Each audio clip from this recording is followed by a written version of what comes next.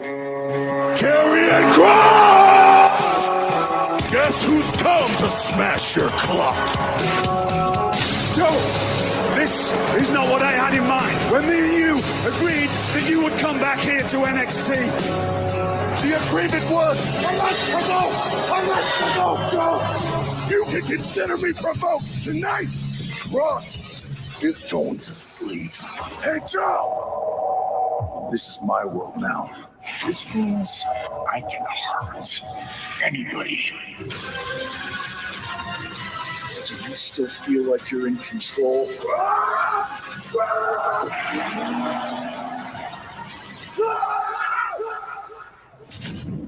TikTok.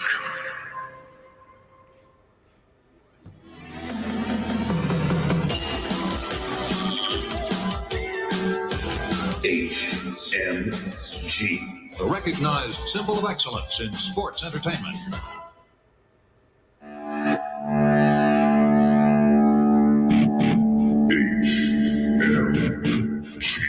I say dummy.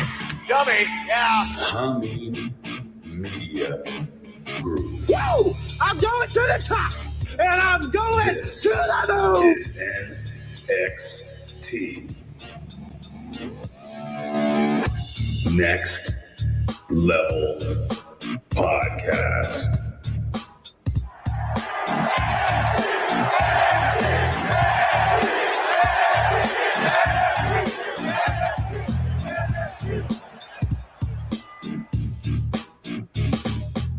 Ladies and gentlemen, good morning. You know what? Fuck this shit. Oh, good morning. I feel, I don't know, man. I feel the dark side in me today because of one of the topics we're going to talk about today. Yes, ladies and gentlemen. Side, huh? Yeah, the dark side. You know what? But Ray, you're a Star Trek guy now. You don't. Fuck what, you. What do we know about fuck dark? you. You're cool. And fuck you. I'm out. Say it again. Oh, I'm just saying you're a Star Trek guy now. You don't know what the dark side is anymore. It doesn't even register. But This is dark side in Star Trek. Oh. Kind of. They're people that are not nice. Anyway, ladies and gentlemen, if you don't know who I am the reporter of the people, the man on the planet, Big Ray, here to stay, to take these fucking sunglasses off today because I cannot see the screen. And, you know, man, so much going on. I am not in a good mood, Vet, you know, to be honest. Oh, speaking of Vet, I gotta do this the right way. Ladies and gentlemen, he hails from somewhere in California, I'm assuming. He is the 8-time Dominican Mixed Trios Tag Team Champion. With the mic in my hand, then I took it from Medina. And I'm gonna fade this out because we don't want to get a strike on YouTube. Ladies and gentlemen, the one, the only, the veteran of the business, the Vet, Jamie, the Vet. What's going on? They used your your fucking shoot name on this. What were you doing? The Smack Attack this past Smack week? Attack, yeah. Yeah, I don't mind that. Sure? I didn't tell him or not tell him to do it. Mm-hmm. The only reason that I use the Vet here on social media or anything like that is only so that the people that knew me from back then know who I am. Because some of them only knew me as that. They had no idea what my name was or whatever. They know me, but they only know me as the Vet. Yeah, I don't think if you ask certain people, you know, who Jamie Williams is, that they would know. So it's Everybody more, knows Jamie Williams. Yeah, everybody, right? Of course. They should now. They should now. But you know what I'm saying? So like that was more just like a watermark almost for my old OVW brothers and sisters, so that if they ever saw me bouncing around social media, they'd be like, "Oh, I know him." Just that's all. Because I never use my pictures. If you notice, like I don't put pictures of myself up on social media. You don't? Not really. No. No, you don't. I did notice that. You know, as a matter of fact, when I went to do make a thumbnail, the original thumbnail for this, I said, "Oh, let me get a picture of Jamie. You know, let me put the Vet." And I don't want to call you Jamie. Let me get a picture of the Vet. You know, let me get a good, cool picture. Maybe one that he's angry. Let me go to his Facebook.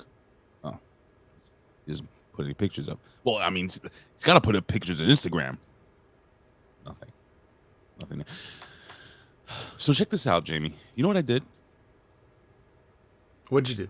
Guess what I did? I'm going to take a guess, and I'm going to... Well, first of all, give me a hint. Does it have anything to do with one of our 3-count topics this morning? It does not. Oh, so this is a completely different... And it's not your usual riding the mass transit in New York. It is You not. get enough of your shit in with that. Right. And I go hardcore. Right. He's hardcore. He's hardcore. So, well, I don't know. I'm stumped, Ray. What could it possibly be? Well, before we even do that, Whoa. Jamie, do you have your computer in front of you? Yes. Can you? I'd better. No, I'm looking at you through space and time, and I'm doing all this through a wormhole, as you should know about from Star Trek. I feel so fucking stupid right now. If you don't mind, Jamie, can you please, we have 7 in the chat right now. It's probably going to expand to about 700. So can you please just give a shout out to our friends in the chat? I know Canadian Spaceman was on at 1:30 in the morning yesterday as I was fucking putting up the old gimmick schnabbits, the description. But who's in the chat right now? All right, well, I got Nobody Worth to Remember here, as usual, of the legendary Frank's Pickle Barrel Ass, of course, Canada Spaceman. He's always, if he's not in trouble for mail fraud of some sort, he's here with us. And that's all I see that's reacting in the chat so far. Well, Gam Wolfers has just jumped in, I think. Oh, Gam jumped in? Okay, well, yeah, you got to count him. That's a given, right? So, yeah, no kidding. So you're telling me that Colin's not here, Billy Ray Valentine... At the moment, I'm not seeing any of their chatting. The real RVB, that guy. But I'm sure they'll bounce in and out. No Schaffer, no Hameen. Well, you never know. You never know who's going to show up. But does this have anything to do? Is this a lead-in to? Oh. I downloaded an app on my phone. Amazing. Yeah, I did. The app is so somebody, I got tagged a couple of times on social media. Okay. And I said to myself, am I really going to do this? Fuck. Fine. I'll do it. So I'm doing the whole TikTok challenge. What TikTok challenge are we talking? We're talking about the WWE announcer challenge. And I want to see. But you said, but Ray, you said you were in a good place and you weren't going to do this. I saw you say that. I changed my mind. I can do that. Okay. Oh, I didn't know you could do that. Can you do that? Yeah, you can. Okay, cool. What happened? So, no, I haven't done it yet. I'm going to do it. I'm excited. Nobody worth to remember is in the house. I said that. Yeah, I'm excited. Did you? It's the first person I said. I'm excited to do that. So I'm going to, I was wondering maybe I should just practice right now. I thought you practice every time you do one of these shows. What do you mean? Well, because even when you're just talking, you have one of the richest, deepest, nicest voices for broadcasting I've ever heard in my entire life. So I kind of feel like just you coming on here talking is practice for being a great announcer. But you're saying you want to do like a test run. Maybe you want to announce somebody or something, right? Is that what you're trying to say? Well, you know what? Let me see. Hold on. Oh, you know what? The real RBV is here. Homeboy 88. A Big Ray show. Why is he saying that? What does that mean? Every show's a Big Ray show. Would you stop? Hit the button. I don't want to hit the button right now. I have everything else queued up, ready to go, because I'm going to shoot on some. But I had a quick question before we jump into the 3 count. Why does nobody give a fuck about the Olympics anymore, Jamie? Well, I can't speak for everyone. I can only speak for why I don't care. Because I'm not really into watching amateurs do stuff. Right. Let me know when they're getting paid, and then I'll maybe check it out. I don't watch college sports, even though now they are getting paid. So does that count as pro sports? Well, I may have to rethink my entire philosophy on college sports now, but probably not. I don't know. I've never the Olympics has, especially the Summer Olympics, has a bunch of weird random sports, none of which I find terribly exciting. And if any of them that I did, I'd have no idea when they're on. They could be on at some weird time, like 3:00 in the morning or whatever. And this stuff is coming live from Tokyo. Right. So that's like 16 hours ahead of where I am. And then am I supposed to just turn this on and watch like a random fencing tournament, or a random. You're like, what? I saw something. I saw a clip of an air rifle. What? An air rifle. Media M5 is in the house, ladies and gentlemen. He's just joined us. We don't know. What the hell is an air rifle? Can't you shoot a real rifle in the Olympics? You gotta get it. And this guy's shooting like what looks like a paintball gun. I'm like, what is this? handball? Is why no one watches the Olympics anymore. What is That's handball? why, Ray. What is handball? Handball is like, it's that like you get that like small like palm-sized ball and. No, it's not. That's what I thought it was. What is it then? So I go to the Olympics, whatever, the NBC website or whatever the fuck it is. I downloaded that app as well. By the way, and now coming to the ring, weighing in at 232 pounds. How's that? Nice. Not bad. You didn't even try. No, and I it didn't. was already super good. There's some people in that fucking app that are just terrible. And they have some people that are ring announcers. I'm not going to shoot on anybody, but there are a few people that I follow on social media that are actual, real wrestling ring announcers. Bro, the WWE doesn't have a good ring announcer right now. Just let that sink in. I mean, I miss days of that rich Howard Finkel voice, you know? Greatest of all time, hands down. Don't even put your hand up and try to suggest somebody else. Is Howard Finkel is the greatest of all time. The only person I would even accept in the conversation is possibly... The WCW guy. Michael Buffer. Is that what you're talking about? Like I'm talking about he's one of the more famous, but but he did WCW. That's why I can kind of count him. And I'm talking about, but I'm saying Howard was the greatest who ever did it, not just wrestling. I'm not even limiting that to wrestling. I'd take Michael Buffer as one, and I'd take Jimmy Lennon Jr. as another one. But besides those three, I don't want to hear anybody else introduce somebody to the ring. You know what? For female now, Lillian Garcia. Get the fuck out of here. She was over, dude. She couldn't even remember people's names, let alone say it good. So I got to figure out how I'm gonna do Edge, because I'm gonna do 3 different ones. They offer you John Cena from West Newbury, Massachusetts, The Undertaker from Death Valley, and then they have Edge. Where's Edge from? Anybody know where Edge is from? Toronto, Ontario.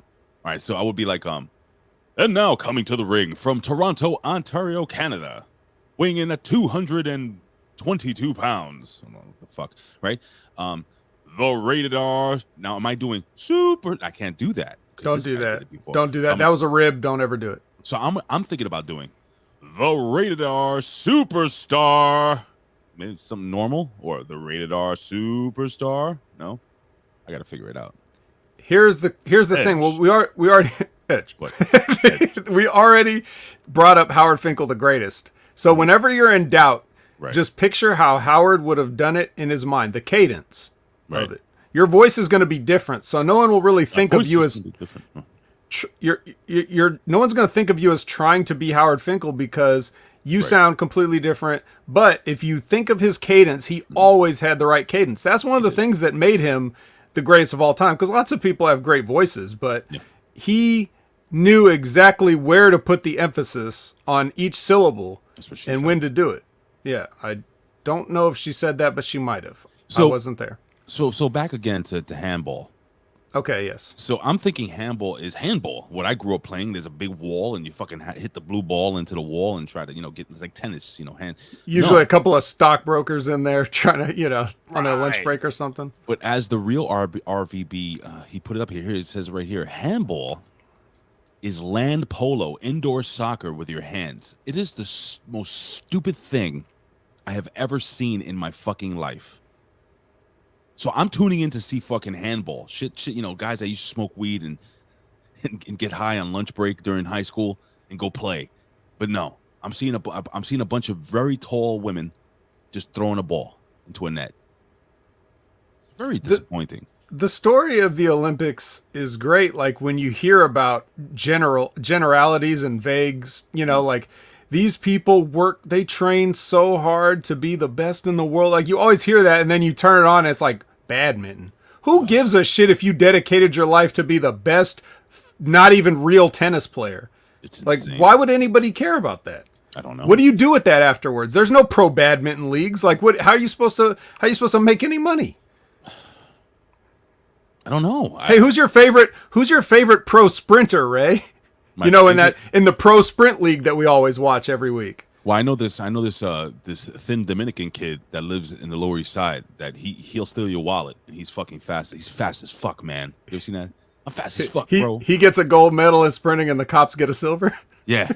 Not even. They get the bronze because the dude that stole the wallet actually It's still faster. Yeah. Oh, fuck my life. Hey, so look, I have to do a due diligence and just kind of break down.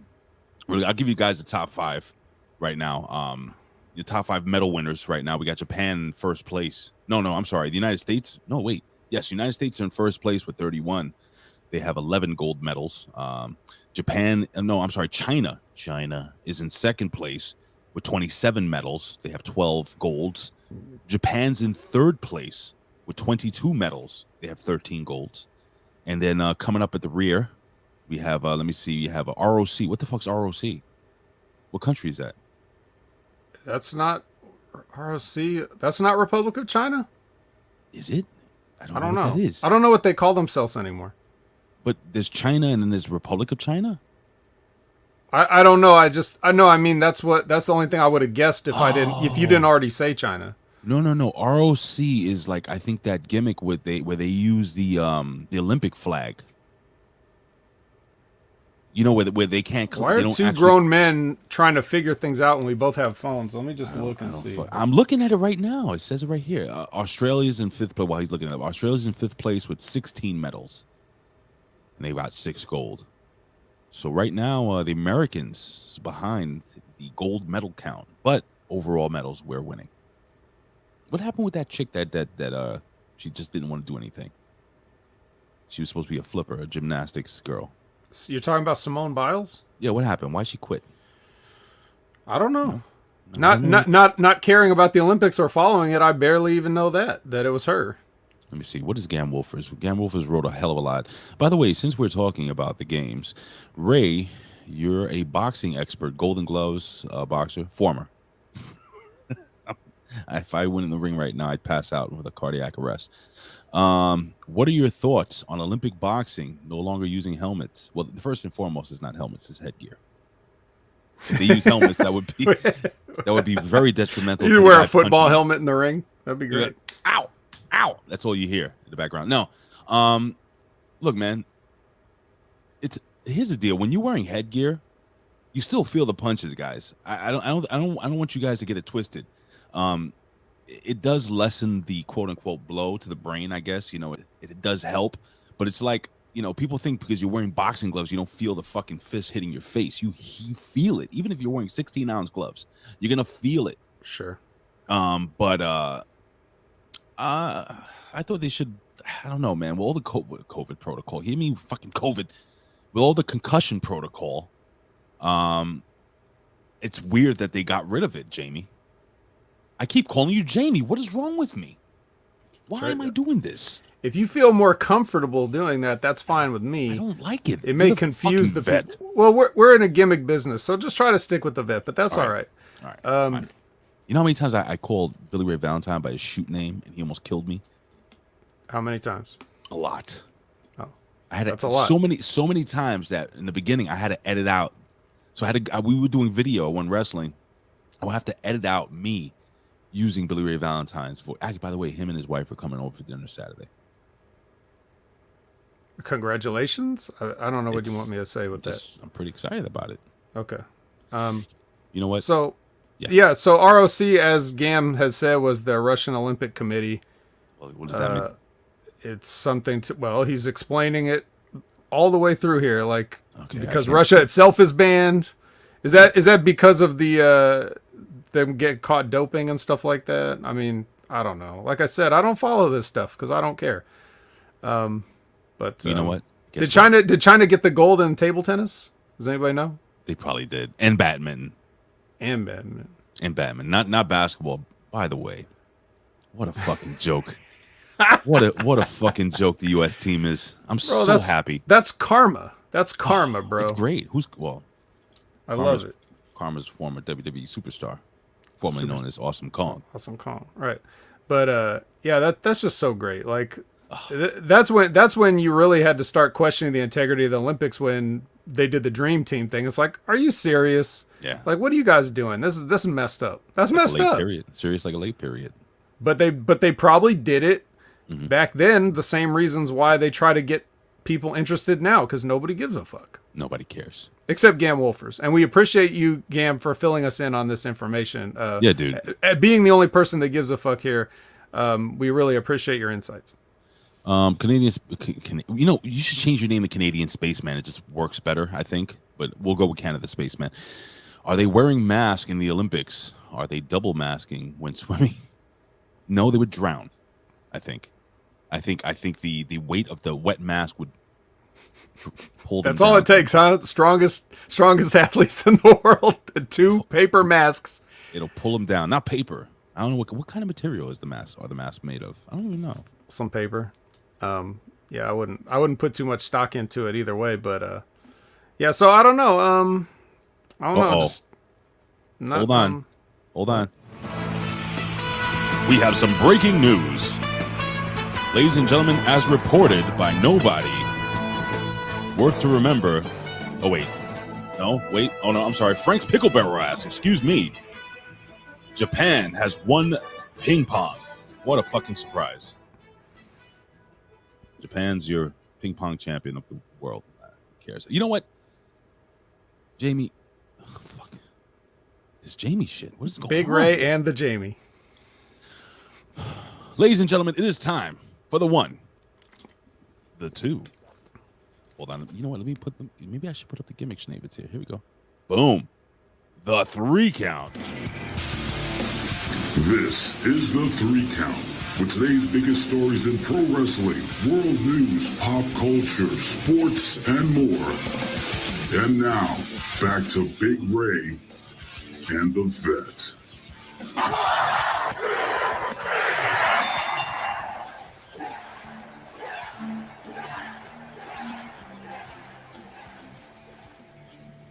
Are you gonna have to re-record that too? Why? What did I do wrong? To get the vet out? No. We'll leave the vet in. It is the 3 count, ladies and gentlemen. It's me and the vet here. Oh, vet.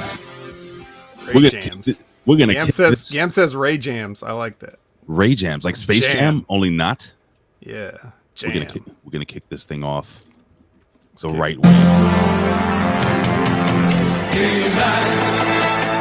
And the masters of the universe. I am Prince Adam. And I am very disappointed in that piece of shit, Kevin Smith. He literally destroyed my entire story, making Tila have a bigger penis than me. I am so fucking angry. I'm gonna let this roll. We're gonna get a strike. I don't care. No, that's all right. I think we got the point. Do we? Yeah. Cut. Are you sure? Yes. All right. Fine. All right. I'm sorry. I just really like this song. It's a good song. It is a good song. It's a fucking great song. It was probably the best thing about that fucking cartoon, to be honest. Jesus Christ. Oh, dude. Oh, my God. So did you do your homework, Jamie? I'm sure you did. Did you watch the first 5 episodes of Masters of the Universe? Revelation? Sure did, brother. Sure did. It wasn't. I already had knocked out most of the season before it even was my homework because I was gonna watch the shit anyway. So you were gonna watch it? Yeah. Why? Oh, because like a lot of people our age, Ray, like the Masters of the Universe toy line was a huge part of our childhoods. Mm-hmm. Facts. Hashtag facts. Yeah, I had so many of those toys. So many. And, I had the cartoon on every chance. I was so young, I didn't even know what time it came on. Just somehow it magically was always on when I watched it. So I was going to check this out. Be honest. Regardless. Be honest with me. Did you watch She-Ra because she was He-Man's cousin? That's not why I watched it. I just watched it because it was related. It was a spin-off. I had She-Ra toys, even though the toys were kind of designed for girls. Did you know that? So like they had like the action figures had real hair, or not real hair, but you know, it was like it came with a brush. You could brush it. Did they? Yes. I have a question for you. What's up? Why are you gay? Who says I'm gay? You are gay. What's that from? What's that from? You never seen that YouTube? It's like one of the most viral things. This it's like an African talk show on African TV, and this woman who is clearly a homosexual woman. Well, not clearly, because we don't know anymore. I'm just alleging she's homosexual. Yeah. The host is like, "Why are you gay?" Like out of the blue. Okay. And she's like, "Why do you think I'm gay?" He's like, "You are gay." And it just goes on, and he just like it's actually very cringy, but it's actually, you know, on your own time, go to YouTube and watch the African "Why Are You Gay" interview. It is fantastic. I know people out here. I feel like I got the entire gist of it right there, but nonetheless. So here's the deal. Here's the deal for me. I was a fan. Like my toy of choice was action figure. Okay. I just liked it. I didn't discriminate. And if I had like girl friends growing up, like in elementary school age and stuff, and if when you say girlfriends, you're talking about like just friends that are girls. I clearly was delineating it before I was interrupted. So, if you could just hold on for 1 second. You use too big of words at times. I heard you in the Smack Attack saying some shit that started with a C, and I didn't know what you were talking about. Excuse me, I gotta fix this plant. Okay. So like my mom's friend, her daughter, you know, we kind of grew up together, and she had like we both had some crossover toys. Like we both had like the little Star Wars Kenner 3 3/4, you know, action figures, and we both had like what else? We had some Masters of the Universe and stuff and stuff like that. But she had toys that I would never actually have. Like she had I did have a couple Care Bear toys. You had a what? Rainbow Bright, and Will you stop? Strawberry Shortcake. She had those toys because she's a girl. Oh, I thought you meant you had those. Okay. No. But I would play with her toys, just like she would play with my toys. It'd be like anytime we go visit, like we go visit, you know, the other person, we play with the other person's toys because it's toys we didn't have. I don't care what kind of a toy it is. If it was like a little statue of a human being or a monster or something like that, I was fascinated with it. I wanted to play with it. All right. Can I just put this out there? No, you can't, because I'm about to get mad. Why? Because you're making it seem like I'm somehow less than because I didn't discriminate over girl toys. You didn't even let me talk. Oh, I'm sorry. Go ahead. Okay, thank you. So my cousin Erica, who my mother used to, you know, babysit, I gotta be honest with you. She bought over that fucking Barbie house, that dream house shit with the Corvette. Mm-hmm. That was a fucking awesome toy. I play with it all the time. Yeah. See, now you discriminated against me because you thought I was going to discriminate against you, but no, I played with girl toys too when I grew up. Okay, well, you want to hit the gay drop on yourself then, or? Yep. Hold on. Ray is Gay! All right. But the truth is, we're secure enough in our masculinity that a toy is not going to change who we are. So if I don't care if you made a cool toy, I don't care who made it. Barbie, whatever, G.I. Joe, doesn't matter. If you made a cool toy, you're over with me. So that's basically how it was back then. And so, yeah, Masters of the Universe though. all right. It was a huge deal for me. What about you? You had the toys and stuff too, or? Of course I did, dude. Okay. I had I mean, yeah, of course. You know, I don't know how the fuck my father afforded it. By the way, ladies and gentlemen, should I have one of these on air right now? What is that? Is that a gummy? It sure fucking is. Wow. Should I start my morning off the right way? I guess. If you can't face the harsh realities of life sober for just a couple of hours, then fine, go ahead. Fine. Fuck. So judgmental today. Just what is wrong with my green screen today? It sucks. Are you too close, or? I don't know. It doesn't matter. But anyway, so the podcast audience can't see it, so that's the important part. Right. That is the most important. You know, I got to tell you, man. I loved He-Man. I love the He-Man toys. One of my favorite He-Man figures was Skeletor. Love Skeletor, all versions. I had like 3 different versions of Skeletor. I had the gimmick where you punch him in the chest and his chest fucking cracks. Remember that one? Battle Damage Skeletor. Battle Damage Skeletor. I had that. Battle Damage He-Man. What else did I have? I had Gray Skull. Never had Snake Mountain. Always wanted Snake Mountain. I had Snake Mountain. You did? Did you have the fucking microphone and shit too? Yep. It stopped working after a while, but it was cool when it did.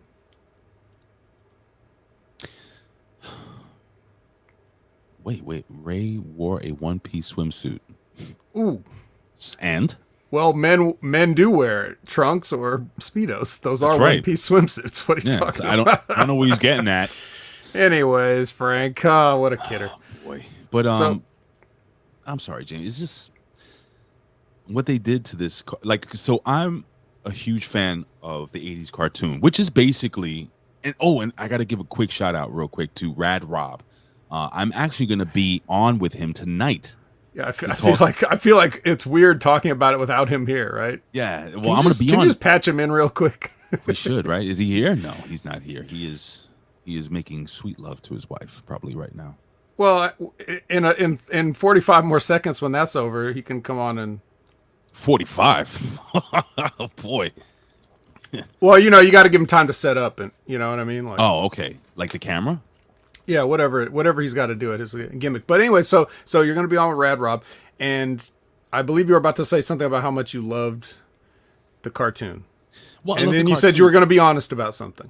I love the cartoon. Again, Rad Rob, we're going to talk about 80s cartoons, and I'm sure we're going to talk some He-Man, Thundercats, Silverhawks, all this great shit that we grew up. Even, dude, I used to even watch remember the Gummy Bears cartoon, fucking Disney? Gummy Bears bouncing. Anyway, I got to tell you, man, I was so fucking disappointed, but I knew this was going to happen because Kevin Smith, and this is the whole problem. Kevin Smith, in the beginning, about 2 years ago, said that he was not a fan of He-Man. He never watched the show. There is audio of Kevin Smith saying that, and I can pull it up, but I don't want to do it. You can do your research. It's actually a big deal now because people are finding the audio of him saying, "I don't like He-Man. I never watched it." And then just recently, when skinny Kevin Smith is like, "Oh, I used to go home every night, every day after school at 1983 or whatever the fuck he said when the cartoon didn't come out till 84."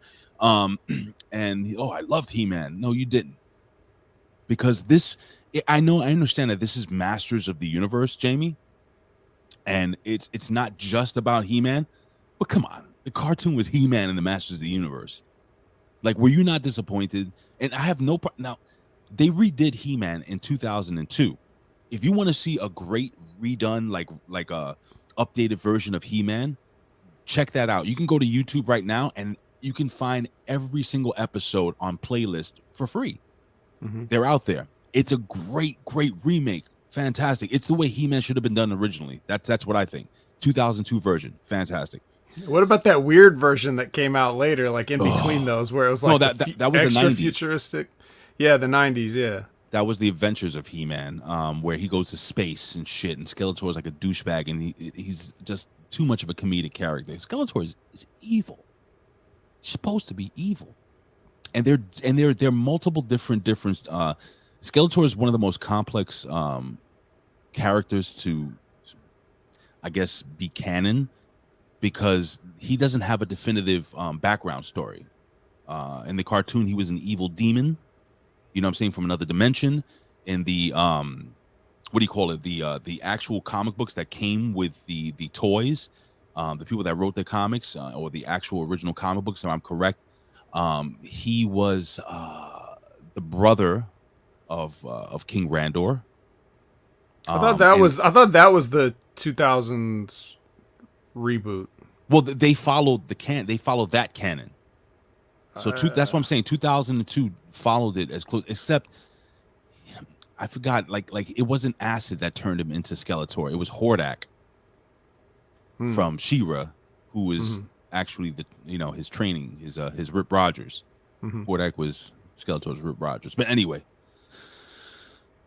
very disappointed. And if you go to the 2002 version, if you go to the 1985 version or whatever, if you go back, Teela was always a fucking badass.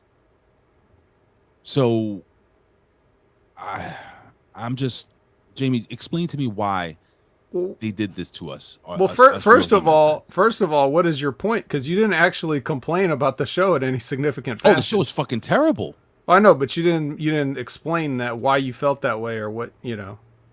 You all right, just let me just read this real quick. Sonic the Hedgehog. People still crying about He-Man. All they did was Matrix Revolutions He-Man. He-Man's too strong. Put him in the subway station for most of the season. You know, it's funny because, Jamie, somebody had left a quote on a review. I forgot what it was. I know on Rotten Tomatoes, like the critics have it like a fantastic rating, and then all the fans just shit on it.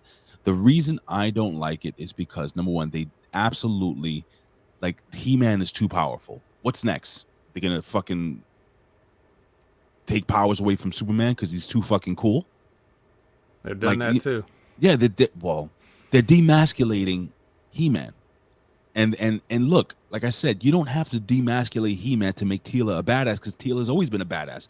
I didn't tune in to watch the Teela show. I tuned in to watch He-Man. Like, what did you think of? They didn't kill him. Spoiler. Hold on. Spoiler. Should I give a 5-second? There's a spoiler here, guys, if you haven't watched it. So I'm gonna give you 5 seconds. I'm gonna do a countdown, and there's gonna be some spoilers. So spoiler alert. 5, 4, 3, 2, 1. They fucking kill He-Man twice, Jamie. Whoa. And? It's not cool. Spoiler over? Spoiler over. Okay. All right. So. Very upset. So now your question to me was, did you like it? Did I like it? Yeah.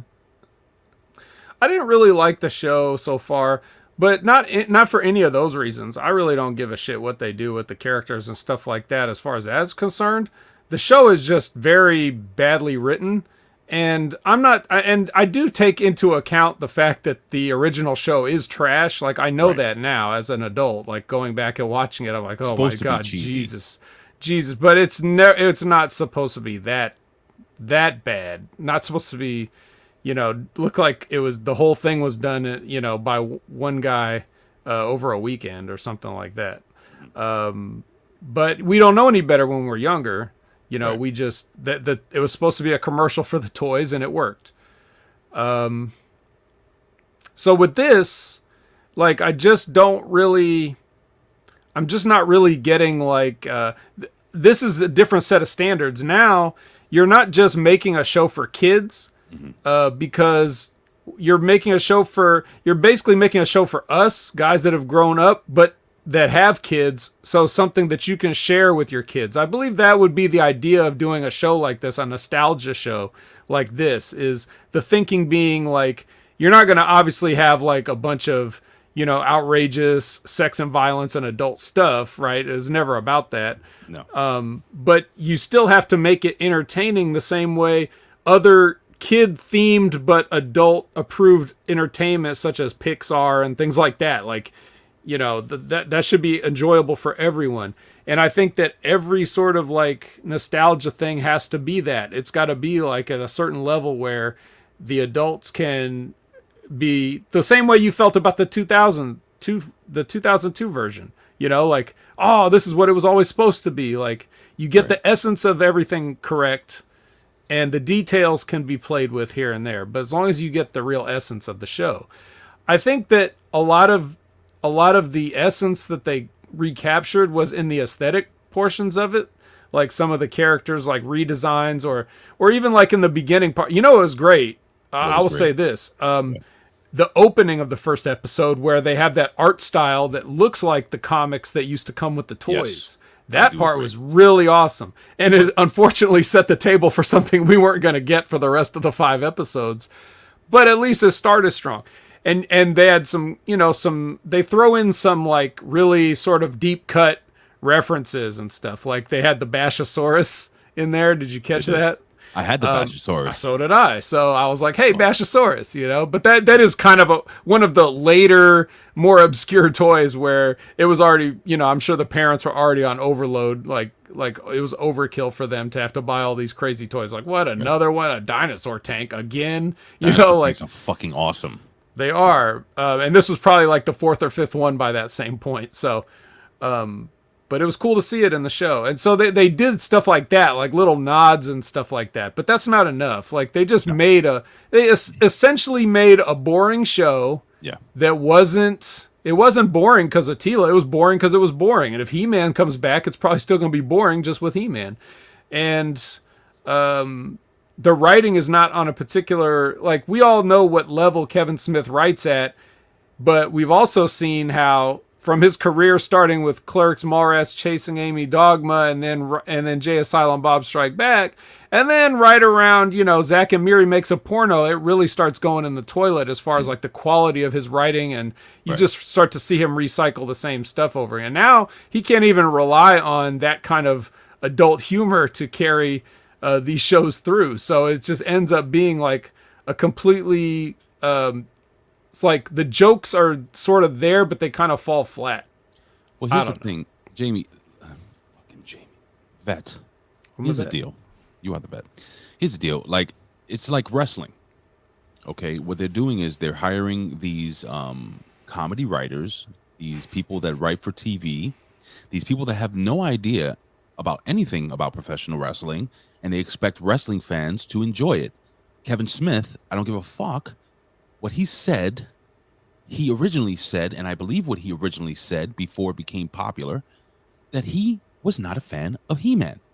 So why are you going to have somebody who is not a fan of a show, or somebody who doesn't even understand the history and the love that the fans, the people who have been waiting for this? It's like what they did with Thundercats. I wanted to kill myself when I saw, not literally, so don't do that. I wanted to I was very angry when I saw what they did to Thundercats only just a year ago or so with Thundercats Roar. Did you see that? Hell no. But I'm saying, do you know of it?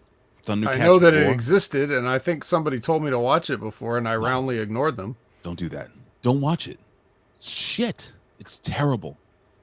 And you know, people that have been waiting for a live action Thundercats movie, if they fuck that up, it's over.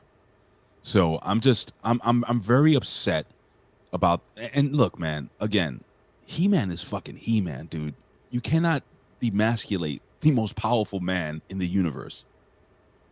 It just doesn't work. You can make Tila a badass, but this show's about He-Man, dude. The show's about the power sword. Now, is Tila gonna fucking take the sword? But the power of Grayskull, and she's gonna fucking be She-Ra or She-Man? She-Man. That's it. She-Man? No, dude. It's gonna. He's gonna come back. Of course he's gonna come back. But it was a bold move to start the series like this, or to only release half of it. Because imagine if it's 10 episodes and we could have watched all 10 by now and be like, okay, now we take in the whole story, we see what they did, we see all where they were going with it. It's a beginning, middle, and an end, or whatever. But what is this like? And this is not just a He-Man problem. This is a Netflix problem where they just start releasing half seasons of shit and making you wait for the rest of it. Like, I know the shit's done. You didn't just make half of it. Now you have to go into production on the second half. You're just not releasing it all at once. I'm sorry. I got to get at Media M5. You're right. Ray, this wasn't He-Man. They made it clear beforehand. It's Masters of the Universe designed for a story about Tila. Bullshit. Because Kevin Smith went on record saying that this is a He-Man show. They actually promoted it as a He-Man show. Okay, we He-Man fans expected He-Man. Go to your Google machine and check it out. Kevin Smith specifically denied over and over for well over a year that this show was going to be based on Tila. And I know I shouldn't be that angry about it. Oh, okay. So maybe I read that wrong. Media M5. Okay, all right. So I'm sorry. Netflix, all right. I got you. All right. So He's okay. I'm sorry. I didn't mean to jump down. I'm just very like sensitive about it because it's like part of my childhood. It's like what they're doing to wrestling now. They're fucking it up. They're totally fucking it up, and I'm just not happy about it. Well, I think you should get over it because, quite frankly, this is less than full movie length of episodes that we've got. So if the second half comes out and is trash still, then you can give them more. But it doesn't, to me, it really doesn't matter if He-Man is there or not. What is He-Man really? It's just some guy in a cloth diaper. It's not that important. Whoa. How dare you? What did he ever really do, right? So who did he ever beat? He beat everybody. He never beat anybody because they kept on showing back up. Well, because you weren't allowed to actually... He-Man was never even, in the original show, he was never even allowed to punch anybody, bro. The only thing he punches is that screen in the opening credits, bro. He punched. That's it. He never was. He never punched a person. Yeah, he would always like throw something over something to trap it, or he'd pick up a person, like he'd pick up Merman over his head and just throw him until he landed back in the swamp. It's like, there's no actual violence. It's a very terrible show, as we already mentioned. So in this case, I'm just gonna wait and see what they do with it. But as just so far, I feel like the story is just a little bit. The story's okay, but the dialogue is not great, and the jokes aren't landing. So it's bland. It's like just I don't know what is it? It's like mac and cheese without the cheese, just noodles. Like I don't know. It's just not. There's really nothing happening at this moment. But if it finishes strong, then you can look at it and say the whole story. But here's the problem, Jamie, and this is my issue. Now, for people that are disgusted by this, do you think they're gonna really come back to watch it, just like wrestling? Like I tell my friend, hey, dude, come watch wrestling. Yes. And he watches it and it's shit. It's not what he remembers in '95, and he never watches it again, or she never watches it again. Absolutely, bro. Of course, because only these nerds are complaining about the shit. Well, they're locked in. You know what I mean? It's like if an AEW fan complains, like what? They're gonna stop watching Dynamite, please. Why would you complain about AEW? That is the best in the world. Mm-hmm. Yeah, they've never done anything wrong. Dude, it all comes down to the guy in a movie called The People versus George Lucas, some fat nerd that it looks exactly how you'd imagine he would look, talking about how much he hated The Phantom Menace and how he had to go see it 3 more times in the theater before he was sure he hated it. He saw it 3 more times. That sums up everything you need to know about that culture of complaining fan. So that's basically what it is. And I'll read this last quote before we move on to the next story here.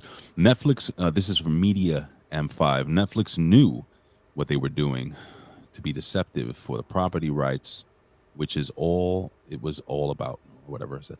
They created their own brand of He-Man. Yeah, I guess. But you're saying that as if Netflix is like another guy besides Kevin Smith.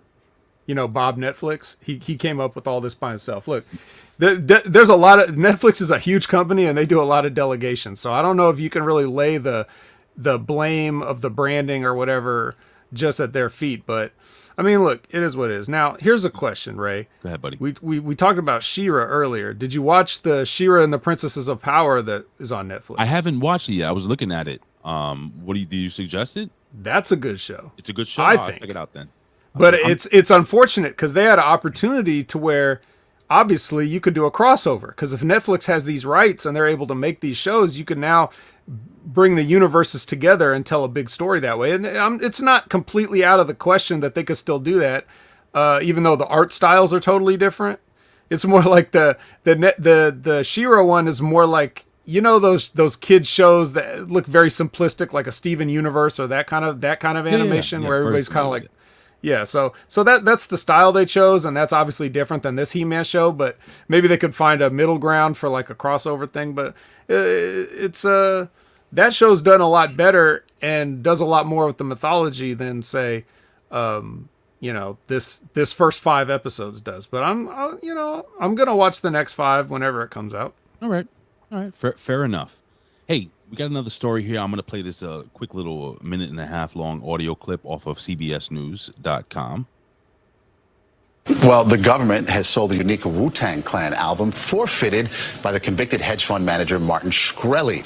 The sole copy of Once a Time in Shaolin was sold earlier today. It was previously ordered to be forfeited as a substitute asset in connection with the close to $7.4 million forfeiture judgment against Shkreli.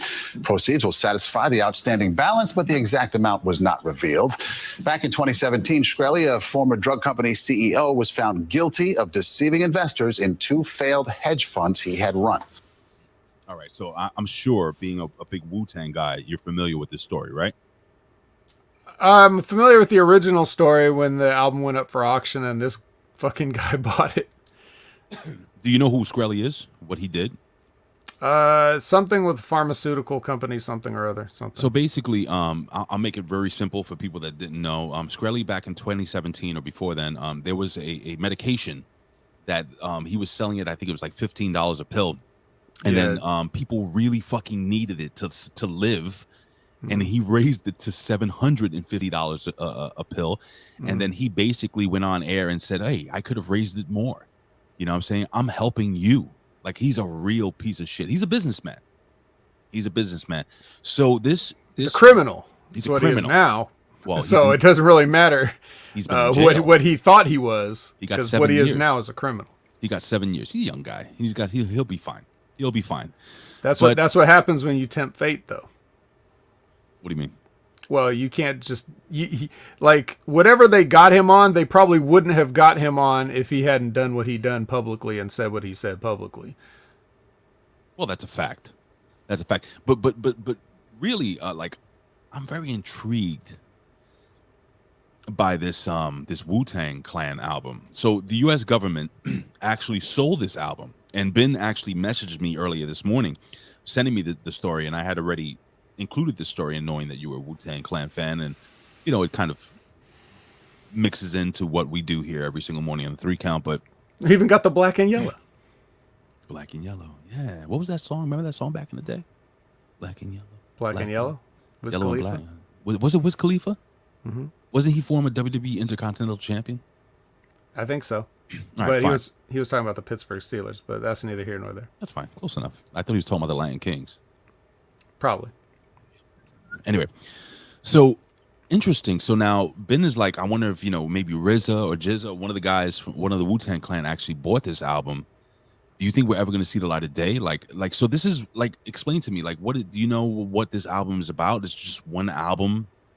It was one album made, and only one person can have it, right? Is that what it is? So they did a whole album for one person. Do you think they'll ever like mass produce this album? Do you think that'll ever happen? I don't want to say never, you know, like never say never. But now that someone else has it, Right. there's a chance it could get out there. I don't know though. I've always wondered this about, you know, like, so maybe you can, you know, throw your 2 cents in on this, but Sure. the thing I don't get is it's great that we have the internet and that there's a whole sea of pirates out there who are just willing to steal and upload everything so that we may be able to enjoy it in the times where we're not inclined to purchase said goods. But I always wonder, like, what do you get out of that? Is that like, so is it your version of being Robin Hood? Like, because you just know in your heart that you're an anarchist, so you're so nice enough to give all this stuff that you stole to other people, even though you get nothing out of it. So if I paid an exorbitant amount of money for a Wu-Tang album, a one of a kind, a one of one, this is never, you know, and I paid millions of dollars to own it, you can damn sure I'm not going to leak that shit to anybody. You know what I mean? So. Remember Napster? Yeah, Sort of. Wolfers put up Napster over. That was awesome. You know how much porn I downloaded on Napster? No, absolutely not. I didn't know you then. Ton. A ton? I So even though it's all digital, it was so much that it weighed an actual physical ton? A physical That's ton. a lot. That's a lot. I was in a loveless marriage. Seriously. It's okay. Even when you're in a loving marriage, you still need a good amount of porn. Bro, I came out. You ever seen that episode of Family Guy? You came out. You I see what sure he did. did there, guys? He came out. You know that episode of Family Guy when Quagmire discovers porn? and he comes out of his house like he'd been in his house for like a week straight. His one arm is like fucking just jacked. Yeah. Giggity. So. All right. Anyway, third story here. Check this out. This is some fucked up shit. This came out a day or two. I don't know if any of the guys talked about it, but I wanted to run it by you. It says WWE reportedly had plans for Karrion Kross to lose again on Raw. Let me just read this out. This is WrestleStink.com. WWE NXT champion Karrion Kross was reportedly scheduled to lose to Jeff Hardy on last night's Raw from Kansas City. So this was Monday or Tuesday. This story came out. As noted, the Hardy versus Kross non-title rematch from the week before was scheduled to take place on last night's Raw again last Tuesday, but was nixed due to Hardy being pulled from the road after being positive for COVID-19, so on and so forth. So he ended up choking out Keith Lee. Wow. Yeah. How inept can you be? Wow.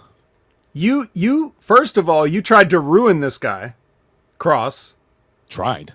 Almost. You also well, here's the thing though. So you're fucking with him clearly.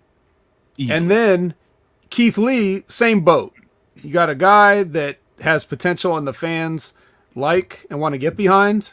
Okay, so you want to fuck him over now. Oh yeah. But hard. Instead of fucking over these two guys by having them each do a job to different guys, like Kross would do a job to Jeff Hardy and Keith Lee could do a job to somebody else, you have one of the guys you're fucking with go over the other guy that you're fucking with. So even though you're fucking with him, you fucked up your fuck with. You didn't even fuck with him right. You can't even get that right. You can't even get right the only thing you know how to do, which is ruin your own pocketbooks.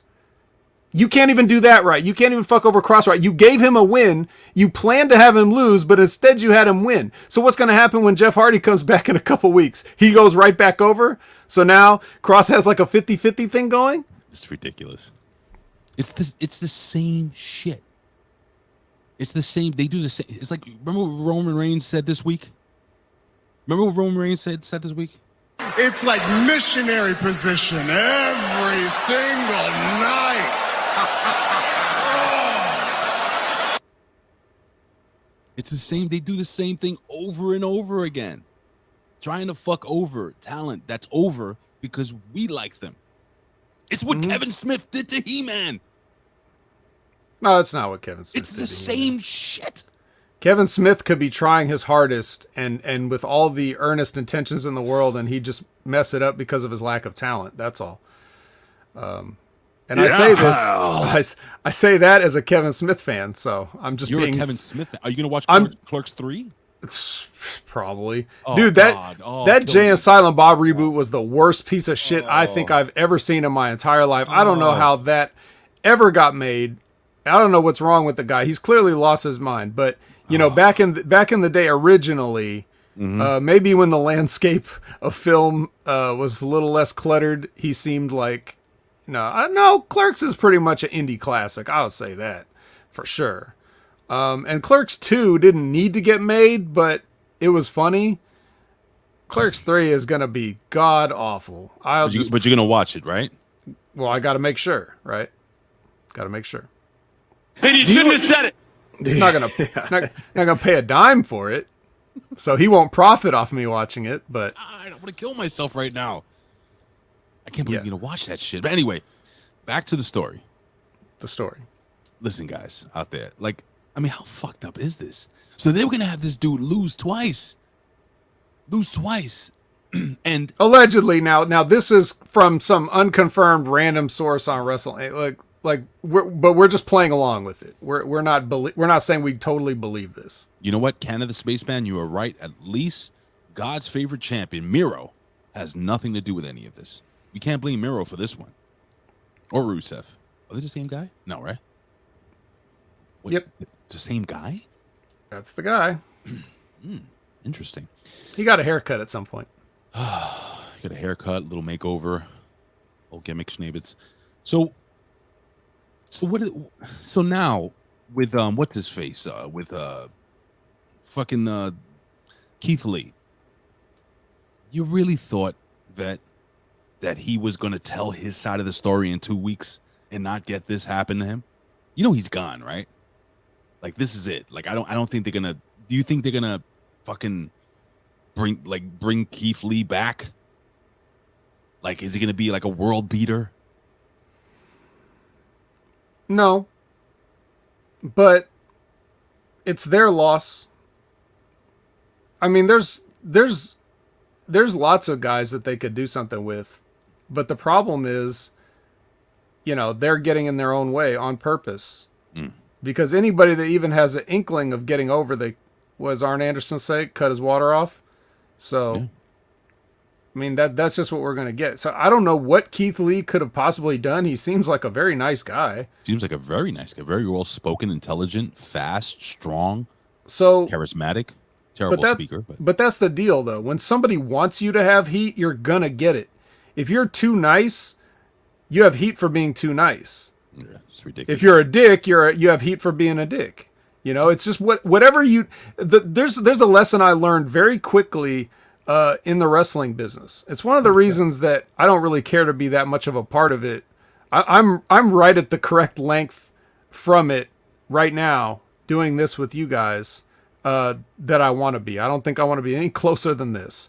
But what I learned really quickly was everything you do is wrong. Mm-hmm. And the faster that people learn that, the easier it will be to navigate these shark-infested waters. It's never going to be easy. Right. And you're never going to know what to do or when to do it.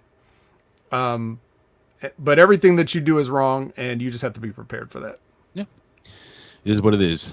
Well, but Keith Lee is a complete waste of... Dude, if I did a thing on my old podcast where... Sergio, former very brief co-host of Next Level Wrestling Review with me. Maybe some of you guys remember that guy. That's the story for another time. So, of course. But when we were doing our show, we did a thing where when it was draft time, when it was WWE draft time, we decided we would do a draft. Like, we'll draft from every wrestler that's currently, you know, active, and what 10 guys and, you know, what 5 girls or whatever would we start a promotion with, right? Mm-hmm. And for me, Keith Lee is top 1. I take Keith Lee to start a promotion and build around because he's old enough to know what he's doing, but he's still young enough to do it for a little while longer. And I don't know why you wouldn't want a guy like that, because the things that he doesn't do well, you can fix. And the things that he's got, you can't teach. So I see Keith Lee as a huge money guy, and they clearly don't, or they do and just don't care because they have money from TV rights deals now, and they're not counted upon to draw their own money to survive. Right.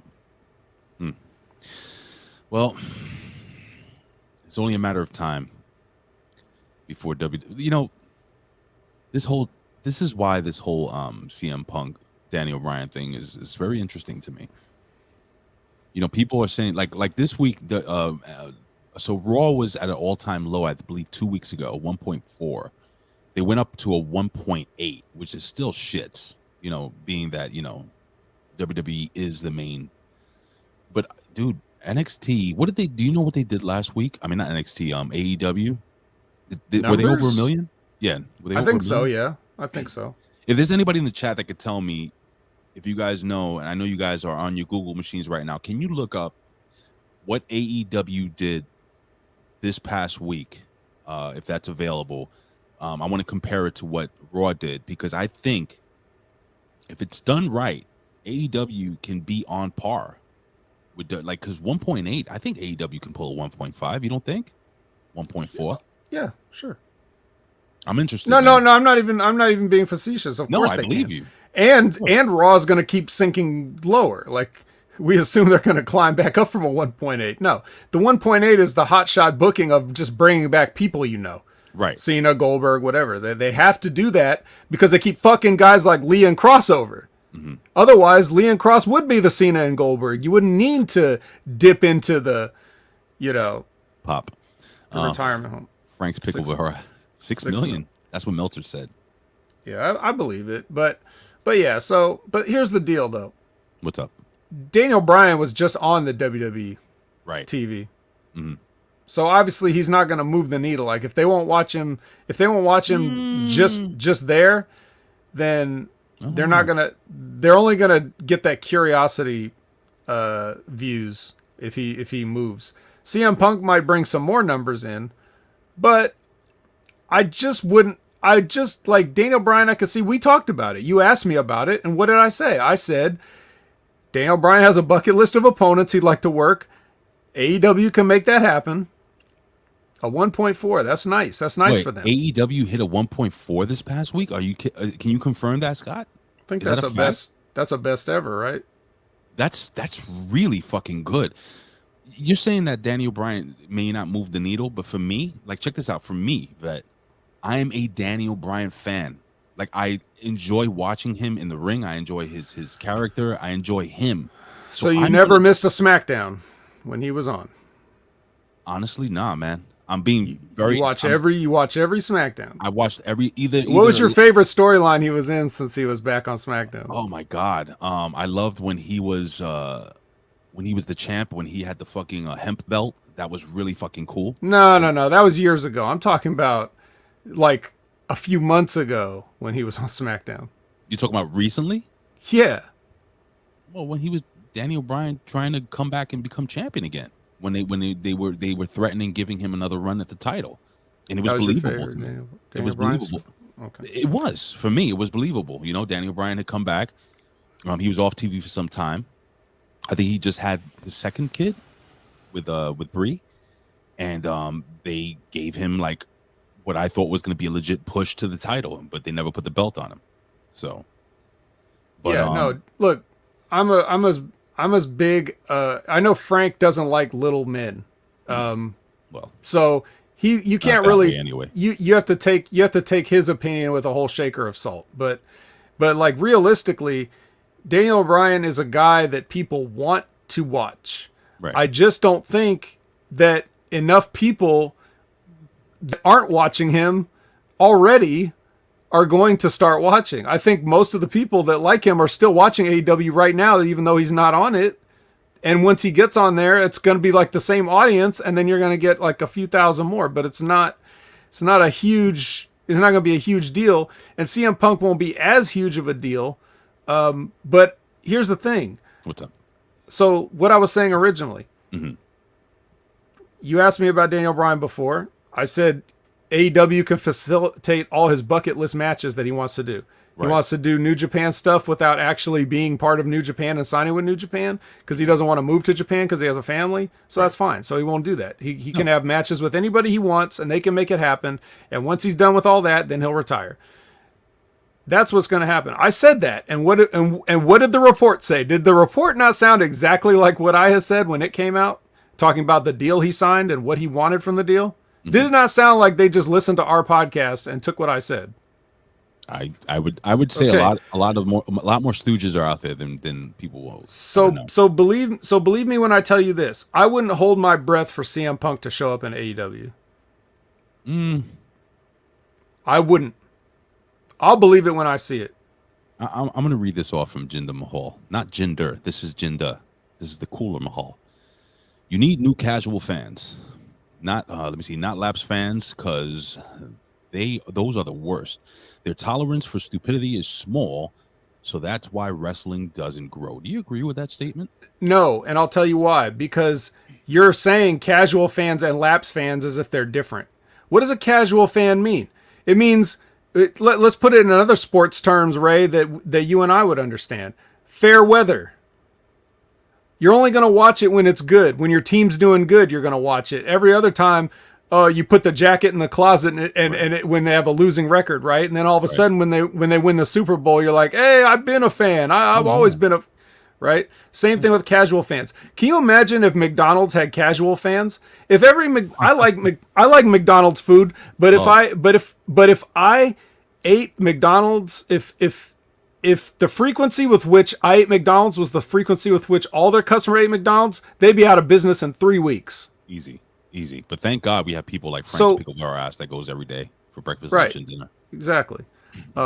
So my point is, you don't need to get casual fans or lapse fans. You need to build new fans and make them stay and make them as hardcore as the hardcore fans you have. Right. Every time you put on a show, that's somebody's first show that they ever watch. Some kid that's turning it on, or their parents put it on, and that kid is seeing wrestling for the first time. And whatever his impression of that is, that could change how he's going to look at it for the rest of his life. Now, Right. when you and I were little kids, wrestling was cool to get into and stick with growing up, because we got to grow up through the Attitude Era and stuff like that, which is cool. And then, whatever else. But kids coming now, they don't know any better. So when they see the guys like the Kenny Omegas and the Young Bucks, and they think that's what wrestling is, that is their Savage and Hogan. That is that to them, and we can't understand it because we've already seen something better. But if you took those same kids and you put a real Savage and Hogan in front of them, oh, they would like it way better than Kenny Omega, but they just don't have it. Right. There's nobody to look at. That's just the best that they have, and there's nobody coming in to show them how it's really done. But people always make the mistake and conflate the idea that just because these guys are old and wrestling's evolved and it's not like that anymore. Well, if they saw something like a throwback, who's to say they wouldn't like it more than what they have? You'd be surprised, because my kid, when he was very young, I mean, he's 13 now, but I'm talking about like when he was 7, 8 years old, I'll be watching old WWE matches. So he knew Macho Man, he knew Andre, he knew Hogan, and so he knows good wrestling. That's why he doesn't really watch wrestling now. Think about that. My son was crazy about this shit. Now, the funny thing is that my son still wants to be a wrestler, which I'm trying to tell him. No. Cut that shit off. I know, but does my son have the size? Look, the kid's just You don't need that anymore. Yeah, no kidding. But he's just turned 13. He's 200 pounds, almost 6. He's about 6 feet tall already. Does he have athleticism? Yeah. Does he have athleticism? Yes. The kid can move. Does he have charisma and looks? Thank God he didn't come out like me. I think he's a good-looking kid, and he is very charismatic and smart. He can talk. So if he really chooses to do this moving forward, I have the connections to help him out. I can always go to Johnny. I can always, speak to Ben. I can always speak to one of the guys, one of you guys or something like that, if you guys can hook him up with. So, he may not like the wrestling product, but he's something inside. There's still that love for wrestling in there. I don't know if that ever goes away.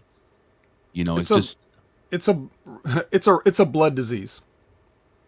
You get it at a young age, and then even if you completely cut it off, like use medications and stuff to keep it under control, whatever the analogy you want to use is, but it's still in there. And if you stop taking your medications, it's going to come back. Canada Spaceman says mid-90s wrestling kind of sucked. But what were you watching? Yeah, exactly. Mid-90s wrestling was like great, right at the big bang of what the Attitude Era would become. 95, the NWO invaded, right? Vet 96, but still, you were getting the start of that, and you were getting the start of like the 96, 97 stuff from WWF was really hot. And that's when the NWO was going on in WCW, so it was pretty hot there. And ECW was doing his thing. It's just like, but that's, whatever. The point is, all I'm trying to say is don't hold your breath for CM Punk. I don't think he's going to do it. I don't know, man. I think he might. You can't, because he looks at the wrestling the same way I do. This shit is stupid. Why would I want to embarrass myself by being affiliated with it? He doesn't love wrestling like Daniel Bryan. Daniel Bryan loves having matches with dudes. CM Punk does not. Daniel Bryan loves, being able to perform for the people. CM Punk doesn't care about the people. He trusts me. He does trust me. He does. Okay, no, I believe you. And he has way more money than he'll ever need. So you can't buy him. You're not going to make him do something stupid for money. He won't do it. I'm just telling you that. You can believe me or not, but I mean, I think my track record speaks for itself. Does it? No, I just said that because it sounds cool. That's what you're supposed to say. I have a question for you, Vet. Do you ever get that itch to get back in the ring? Not to any significant degree. I miss being able to have a match and performing, but what I don't miss is everything that goes along with it. I don't miss with having to deal with somebody's ego where they want to do this or that, and I have to be like, make compromises and try to talk shit over with them. I just, like, the whole thing is such a headache for me. You know, and that's the part that's not fun, but that's what's most of it. You know, the 5 to 20 minutes that you're out there for the match, like, that's a blink of an eye compared to the life you have to live to be a part of that. So to just say, like, would I like to have a match at some point if all the conditions are perfect? Well, yeah, wouldn't everybody? Right. But it's never that. You see, it's like with me, and you know, we'll end with this, and we'll jump into the NXT 7/27/21 review. It's like me. So I have I talk to my wife all the time, like, hun, you know, I really, man, I want to go back to the gym and start moving around with the kids. When I say moving around, I'm saying, like, you know, maybe put on some headgear. You know what I'm saying? Go to Old Gleason's, or maybe go to Pitt Street, you know, the boys club and stuff, where people I still know that are still there, actually training kids, and like move around with kids, you know, half my age or even less than half my age. But it would take me to change my diet, get back in shape. I would have to work twice as hard as I did when I was 15, 3 times as hard. And you know, to get there, I do have the itch, and she doesn't understand that, you know, getting hit in the face is not fun, but there's something built inside of me that I get something out of it. Does it make sense? Yes. Hitting somebody and being hit, I can't describe it. It just is an adrenaline rush. It's not even just specifically the hitting, right? It's the idea of, it's like a man versus another man, who's better. Right. It's the entire reason why we watch competitive anything. Right. Whether it's competitive, like whether it's boxing where it's literally man versus man, or whether it's like competitive eating where 2 guys are trying to eat the most hot dogs. Yes. We want to see who's going to win. The only question that matters in sports. The only other question that matters is who won. Those are the only 2 questions that matter. It's competition. Yeah. It's like, you know, can this, like in my head, I'm like, you know, can I move around well enough so that this kid can't hit me? Can I hit this kid? You know, can I at least, you know, it's always in the back of my mind. I'm 45, dude. I'm not gonna do it. You know what I'm saying? I have a full-time job. I can't go to work with a fucking black eye. Right. So it's kind of like Ryu from Street Fighter. He fights so that he can find out why he fights. You know, he's always trying so deep. Like he's always trying to. What does it mean to be a man? What does it mean to be a fighter? What does it mean to improve? You know, those are the kind of things. And tell me about this too, Ray, because, you know, obviously you're not under any sort of even at the best of times, you're not under any sort of illusions that you could get in there and compete. But it's like when you do something and you learn so much, you're like, well, I learned all this. What am I going to do with it? I have to impart this to someone. I have to give it to someone, a next generation or whatever. Like, you want to teach and pass it on. That's the whole deal. That's what I want to do. I don't want to be a wrestler myself anymore. I never wanted to be a wrestler in the first place, per se. Right. I just wanted to help and I wanted to contribute. And all this stuff I learned, now who's going to get it? You know what I mean? So if anybody happens to listen to this podcast and take just one little thing that I say and do something, oh man, you wouldn't know how much that meant to me, because that's the whole point. I don't need it for me. I have it and I want to give it away now. So that is the character select screen. Who are you gonna pick, Ray? Who are you gonna pick? Oh, I'm a Gayu guy. A guy? Round 1. Hey. Did you just make up a guy? You say Gayu? I said Gayu. Gayu? Gayu. You just made up a Street Fighter character. What do you mean I made a Street? That's his name, Gayu. Okay. Guile. Fine. You want to talk about this NXT or what? All right, ladies and gentlemen, it is time for NXT 7/27/2021.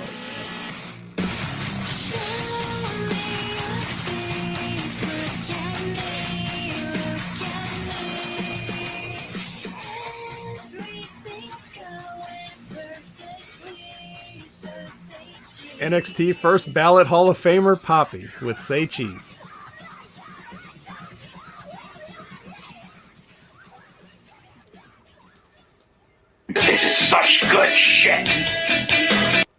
That's right. You guys in the chat keep telling us your favorite Street Fighter main characters that you like to play. Everybody pick your favorite character that you used. I was excellent with Guile. I was also good at using Chun-Li. Mm-hmm. Chun-Li. I was good with her. Believe it or not, what's his name? Fucking shit, green guy. Come on, Blanca. Pretty good with Blanca as well. Okay. Always catch you. You're trying to do your spinning flying kicks and then done. Yep. Mm-hmm. Done. Yep. Forward. You know what I'm talking about, brother. Of course I do. Yep. Frank's asked me multiple times when was my last match. 2007 or 8. Yes, you asking? I don't remember. Do you remember? But it was either late 07 or early 08. Do you remember who you wrestled that night? No. You have no idea, really? No, because I may not have known it was going to be my last one at the time, so it didn't have any particular significance for me. Do you remember your first match and who you faced? First match was a battle royal, like everybody's first match is. No, like a first one-on-one match where, One-on-one, I was in a lot of tags. I don't remember my first one-on-one match. I mean, I remember, like, there was lots of matches in practice and stuff like that, which some people wouldn't count like a practice match, but I would, because we didn't get to talk about anything. You just had 5 minutes to make something up, so you get a lot more from that than you do from sitting in the back and planning some shit out all day. Well, listen, Vet, as we usually do, we talk for about an hour and a half, and then we do this in 20 minutes. So it's NXT. It's not much more to talk about here. Not much more to talk about. So, you know what? I'm gonna go backwards, real quick. All in all, was this a better show than last week? I'm gonna say yes, only because they moved it along and got a lot of shit in the 2 hours. Mm-hmm. I mean, the other one was decently moved along too last week, but it just had less interesting content overall. Mm-hmm. So, well, this week we kicked it off with a tag team match, which I actually enjoyed. Tommaso Ciampa and Timothy Thatcher versus Pete Dunne and Orny Lorcan. Or as I have it written here is Team Titty versus Boring Guys. Which are the boring guys? The ones that aren't Team Titty. Who's Team Titty? Oh, Team Titty. Tommaso. Yeah. Yeah, what do I think of this match? I don't know, not that into it. Ciampa did his 10 clothesline things. Right. And Big Joseph is like, when will it end? And I was like, exactly. When will it end? God. So yeah, but we saw a return here. Did we? Yeah. The mighty Ridge Holland. I like that guy. Yeah. Last time we saw him, I believe he was trying to catch somebody plunging out of the ring and his leg folded in 20 different directions. It was actually, if I'm correct, Orny Lorcan. I think it was, wasn't it? Yeah. It was. And I don't know if it was a tag team match player, but I think it was. It might have been Ciampa and Lorcan. But he comes back. The guy's big. He's huge. He's strong. He's only 6'1". Mm-hmm. He looks a lot bigger in front of these other guys. Mm-hmm. But that's a big bad looking dude, man. What do you think they do moving forward? Like, what's the business here? Is it just to put this monster over? Are these other two guys, Pete Dunne and Orny Lorcan, are they going to be like a fodder for his business? Like what's going on here? Well, I think whatever he was going to do before the plans got derailed. I think they'll probably just do some version of that, but it was so long ago now, I don't even remember what it was, where they were going with it. Yeah, not only do I not know, I don't even care to venture a guess. Well, what do you think of him as a talent, Ridge Holland? He's green, but he can move for a big dude. Man, I'll tell you what, man. If Vince had this caliber of athletes back in the 80s, he would have loved it. You think so? Yeah, because he tried to get big guys, but all those guys had like 3 left feet. These guys are all like They look like linebackers and they fucking move like Rey Mysterio. They do, and we're gonna talk about a big son of a bitch later, during the NXT whatever they call it, the tournament breakout thing, yeah, breakout gimmick.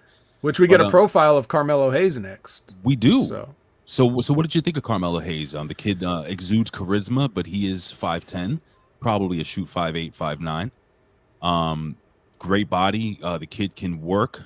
In my opinion, I just want to know what your opinion is because you are. Well, when you say work, what do you mean, Ray? Because I have a totally different definition of work than I think a lot of people. Well, for his style, his high flying style, I think he's good. I think he does everything well. There's nothing that he doesn't do, like everything from taking bumps to selling, to his high flying stuff all kind of makes sense. He doesn't just flip to flip. Like he'll do a jumping leg drop off the second rope to hurt somebody. That makes, you know what I'm saying? Like it makes sense. Somebody's kind of like trying to get into the ring. He'll do the leg drop and land on you. And it makes sense to use that. He doesn't jump over the top rope and do 6 flips for no fucking reason. Everything that he does in the ring, from what I've seen so far, even though you wouldn't do it in a real fight, makes sense in a wrestling ring to me. Your opinion? Well, I don't really have much of an opinion on him because I've only seen him 2 times. But when I hear the word work and when I use the word work, what I mean is like somebody that's able to. They don't need to just go from their pre-plan spot to their pre-plan spot to their pre-plan spot. They know how to do the walk and talk. They know how to do the stuff in between. They know how to call audibles and stuff on the fly. They can make their own match, whatever they need to, and they can adjust their match. That's what work is. It's not how many things you can do or even how well you can do it. Mm-hmm. For example, like Bobby Lashley. Right. Great talent. I would take him 10 out of 10 times if I was drafting a company. You know, but he can't work. All he knows how to do is go too fast and like rush through all his pre-planned spots. Can't work. Mm-hmm. No offense to him. It's not an insult when I say it about him. I understand. But so. Well, we're talking about Carmelo. What do you think about him working? I don't think he can work. I think he's too young in the business to know how to work, and I think he's just doing the stuff that he had planned in the back. Fair enough. But you know who does work? Who does some work on the mic? Well, let's take you to this clip. Oh boy. Hey, yo, last week we produced a box. Like courtesy of Joaquin Wild's back. Santos, I've been meaning to get my hands on you for so long now. Let him know. Spooky season has arrived. It's a hit row summer. El legado, ¿no le escuchan la hueso canción la semana pasada? ¿O tú no sabías que Swerve podía tocar la guitarra como así? Let him know. Yeah, he plays the guitar. And Joaquin's back knows our latest hit. And speaking of back, you had no backup because your boys that you get laid flat like a mattress. Santos cree que es el jefe, pero el martes pasado demostramos que somos los reyes, the new kings of the jungle. And yet, we still got jokers like Imperium talking real spicy about Hit Row. So I need y'all to pause, rewind, and watch your mouth. Talk that slick talk again, and y'all gonna get knocked out. Let me talk about y'all so y'all can understand. Wagwa my you. See, man them Rama ends don't play, It's top dollar, the top boy in it. If you go and pop off at the mouth, we're gonna knock your top off. Hit Row. And if you didn't know, now you know. Hit Row showing off their multiculturalism there. So you hear how they were speaking Spanish there, Ray? Yes. You recognize that's that as Spanish. So that speaking of Spanish is Carmelo Hayes' work. You see what I'm saying? That was the shit. So I have a question for you. I asked you this last week and you said no. Or you didn't think so, if I'm correct. Correct me if I'm wrong. Are Hit Row baby faces now? No. But they are. They are. Says who? Says the pencil. Says the people that are writing this. They're putting them all against bad guys. They're cutting these cool promos. They're getting cheered in the ring. Cool. Like they butchered at least 2 languages. Wow. Spanish and English. I got to tell you, what's her name? Samantha Jones. What's her name? The girl? B-Fab. B-Fab. Fucking terrible. Now, Top Dollar Holla Holla wasn't that bad, actually. He did try to roll the R's on the Reyes. But he was like, Reyes. Terrible. Just fucking terrible. Don't do that again, guys. Did they go over with this, in your opinion? No. Okay. Samoa Joe's arrived. Karrion Kross, he yells. Come to the ring, blah, blah, blah, blah. William Regal comes out. Samoa Joe comes out with 2 fucking pieces of paper. 2 contracts. One that says that he is now quitting. So this is his 2 weeks notice, I guess. I don't know. And the other one is to re-sign him as an in-ring talent. And it will be Samoa Joe versus Karrion Kross at the next NXT takeover. I did notice that Karrion Kross didn't sign a dotted line there. What did you think of this this little promo between between Joe and Regal? It was nice. I liked how Samoa Joe built his own contract signing from scratch. Okay. He had a little folded up table under there. Sure did. That was cool. 2 chairs. Yeah. Just threw him in there. I thought it was great. I thought it was great. Samoa Joe was great. Samoa Joe's always been great. I've always really liked Samoa Joe. What don't you like about Samoa Joe? I think Samoa Joe tries too hard sometimes. But other than that, like, he's fine. Okay. I'm sorry to you. I thought you would give me something a little deeper than that.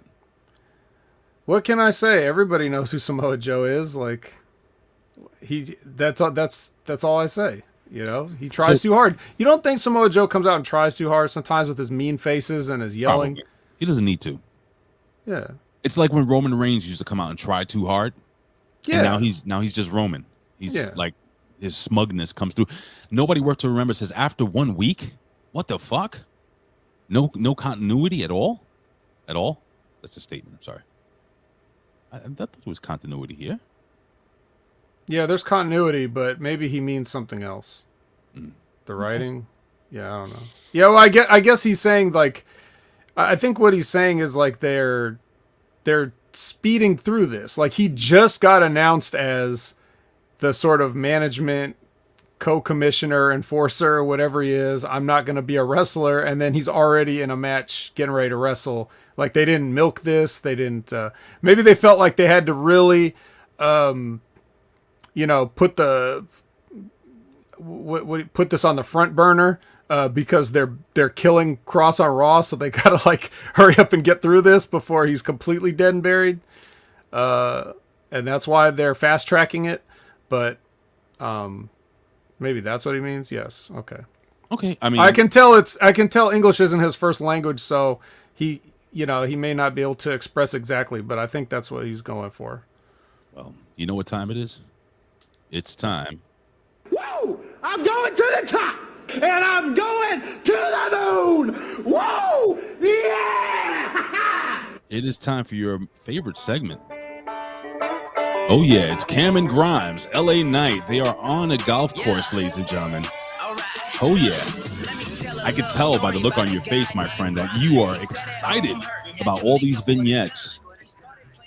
Cameron Grimes simulating masturbation on television at first, and then proceeding to ask LA Knight whether he wants his balls washed, which is alluding, I'm sure, tongue-in-cheek to his testicles. And then, LA Knight hits the ball into the water, and he makes Cameron Grimes get it. $1 Million Man Ted DiBiase comes out, gives him a whole pep talk, tell him you're better than this. And then we continue on later on where we have the 2 British guys. I don't even remember their names. They come out, and they're fucking playing golf for some reason. What are the chances? And they're making bets. Cameron Grimes with some toilet humor, hitting LA Knight with his golf club in the balls. Again, more balls. knocking them out and blaming it on the two British guys. So I'm seeing a tag team. I'm seeing a tag team match next week. Player, possible tag team champions, Cameron Grimes and LA Knight. What did you think of all these segments rolled into one delicious donut? Donut. Donut. What? What? What do you think I think? I think you think it sucks. You're talking about washing balls. Mm-hmm. How long you want me to wash your balls? Ha ha ha ha. And then he catches what he caught him in the backswing in the balls, right? Right in the balls. Right in the balls. Yeah, so you can see like the maturity and the humor level that we're working with. Like this is what you would call main roster material. Mm-hmm. Right? NXT should strive to be above this, I think. I agree. I thought this would be written differently. You know, I mean, maybe it's just me, man. You know, I grew up back in the day where I used to watch like world-class championship wrestling. And you remember all those times the Von Erichs got hit in the balls playing golf with the Freebirds? No. And no, you don't remember? No, I don't. Oh, I do remember having to have. You don't remember when Al Madril was like washing his golf balls in the? No. I do remember though. You know, the Von Erichs facing the Freebirds and having the Freebirds having to do all the farm work on the farm. Do you remember that? Do I? Where they were getting where they had to milk cows and shit and get all muddy, and you had Freebird Michael Hayes all pissed off and fucking Buddy Roberts. Maybe. It's good shit, man. I watch a lot of world-class stuff, but it was well after the fact. I couldn't get it where I was, at the time. So when the WWE had the 24/7 channel, I watched a lot of the world-class episodes back then. You know, it's Frank, Canada Spaceman. It's funny if you're a teenager, but we've seen it all before. An honest and candid take from Canada Spaceman. It is very. All right, let's get into some business here, okay? Mm-hmm. We got Carmelo Hayes, it's the NXT Breakout Tournament versus Josh Briggs. Big Josh Briggs, 6'8". Hadn't seen the gym in months. Guy comes into the ring. This was weird for me to watch, but I really want to hear your take on this match, your breakdown in this match before I give my opinion, because my opinion may sound stupid. I want to hear it from you first. What did you think of this match? Carmelo Hayes does go over. He wins. What did you think of this, man? Flying leg drop off the top rope. There's a 3 count. The 3 count. The match was... It was like... I really would like to provide some deep insights into this match, but to be honest, for me it was just there. Like I'm staring at it. Mm-hmm. Like I'm watching the match. Right. Everything that's unfolding before me, my brain is taking it in. And I have nothing to say about it whatsoever. All right, what about Josh Briggs? Josh Briggs was in shape when he was in Evolve. And I don't know what happened in that time. Maybe, well, it's like I always say. Why did he cut his hair? He looks weird. I don't know. His gear looks shitty. Am I wrong? Yeah, I'm not really sure what was up with that. There was really like, he looked like a guy that... ate CM Punk? That's what he looked like. That would explain it. And you can afford to eat CM Punk when you get a contract from the WWE as opposed to Evolve. But, like, he looked like a guy that had retired from the business and then had to hurry up and get in shape for a match all of a sudden. Yeah. That's what it looked like. Like, if he had more time, he'd be in better shape. That's what it looked like. But I don't really know his situation, so I don't want to comment on him, come down hard on him too much. But when you see a guy with 6'8", you have certain expectations, and he seemed to be decently over in Evolve, and I just don't know if this is going to work out for him at this rate. Now, the only reason... What about his work rate? I'm sorry. I mean, he's okay, but I just... like here's the thing where you're trying to get the smaller guy over only because he's going to go on to face Duke Hudson. And as much as I'd love to see like the gangly awkwardness of Hudson versus Briggs, like that would be way more entertaining to see those guys and their levels of coordination try to get a match. But they like heel baby, so we're doing heel baby. And you knew who was going to win because of that. Right. It's like you look at the Josh Briggs from a couple years ago would have killed this kid. Yeah. That's what I'm saying. Like he's not the same guy that I've seen in Evolve. Yeah. It's like, he had longer hair, he was in better shape. This guy was just like you I think you put it perfectly. It's a dude like, hey, listen, man. He gets a call, he gets to Connecticut, fucking 201 or whatever the fuck the zip code, the area code is. Hey, Can you come to wrestle on NXT? Oh, I haven't wrestled in 6 months. He wouldn't say that, saying it to himself. He's been at the Performance Center every day. Just not wrestling. He's just sleeping there. Yeah. He's not even wrestling. He's like Baron Corbin, Baron Cabron. Baron Cabron. He's sharing a toilet stall, I guess. They're sleeping in the toilet stalls. I don't know, man. It's like, Josh, you still in there? What? What? It's been 3 days. Terrible. Yeah. Fucking terrible. Yeah. But yeah, Hudson was on commentary as well. He was. Like he's a little third person action, He didn't sound like he knew exactly what he needed to say. No. But they were throwing him softballs and he was fucking missing, like Braun Strowman does.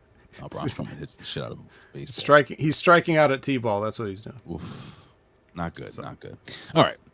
So nothing out of this, right? You're not looking forward to that match next week or whatever the hell it is. Not really, no. But we'll see what happens. Okay. All right. Let's see what we got here. We have Frankie Monet backstage, and they asked Frankie Monet if she's gonna merge with the Robert Stone brand. Yep, that happened. I think they want to.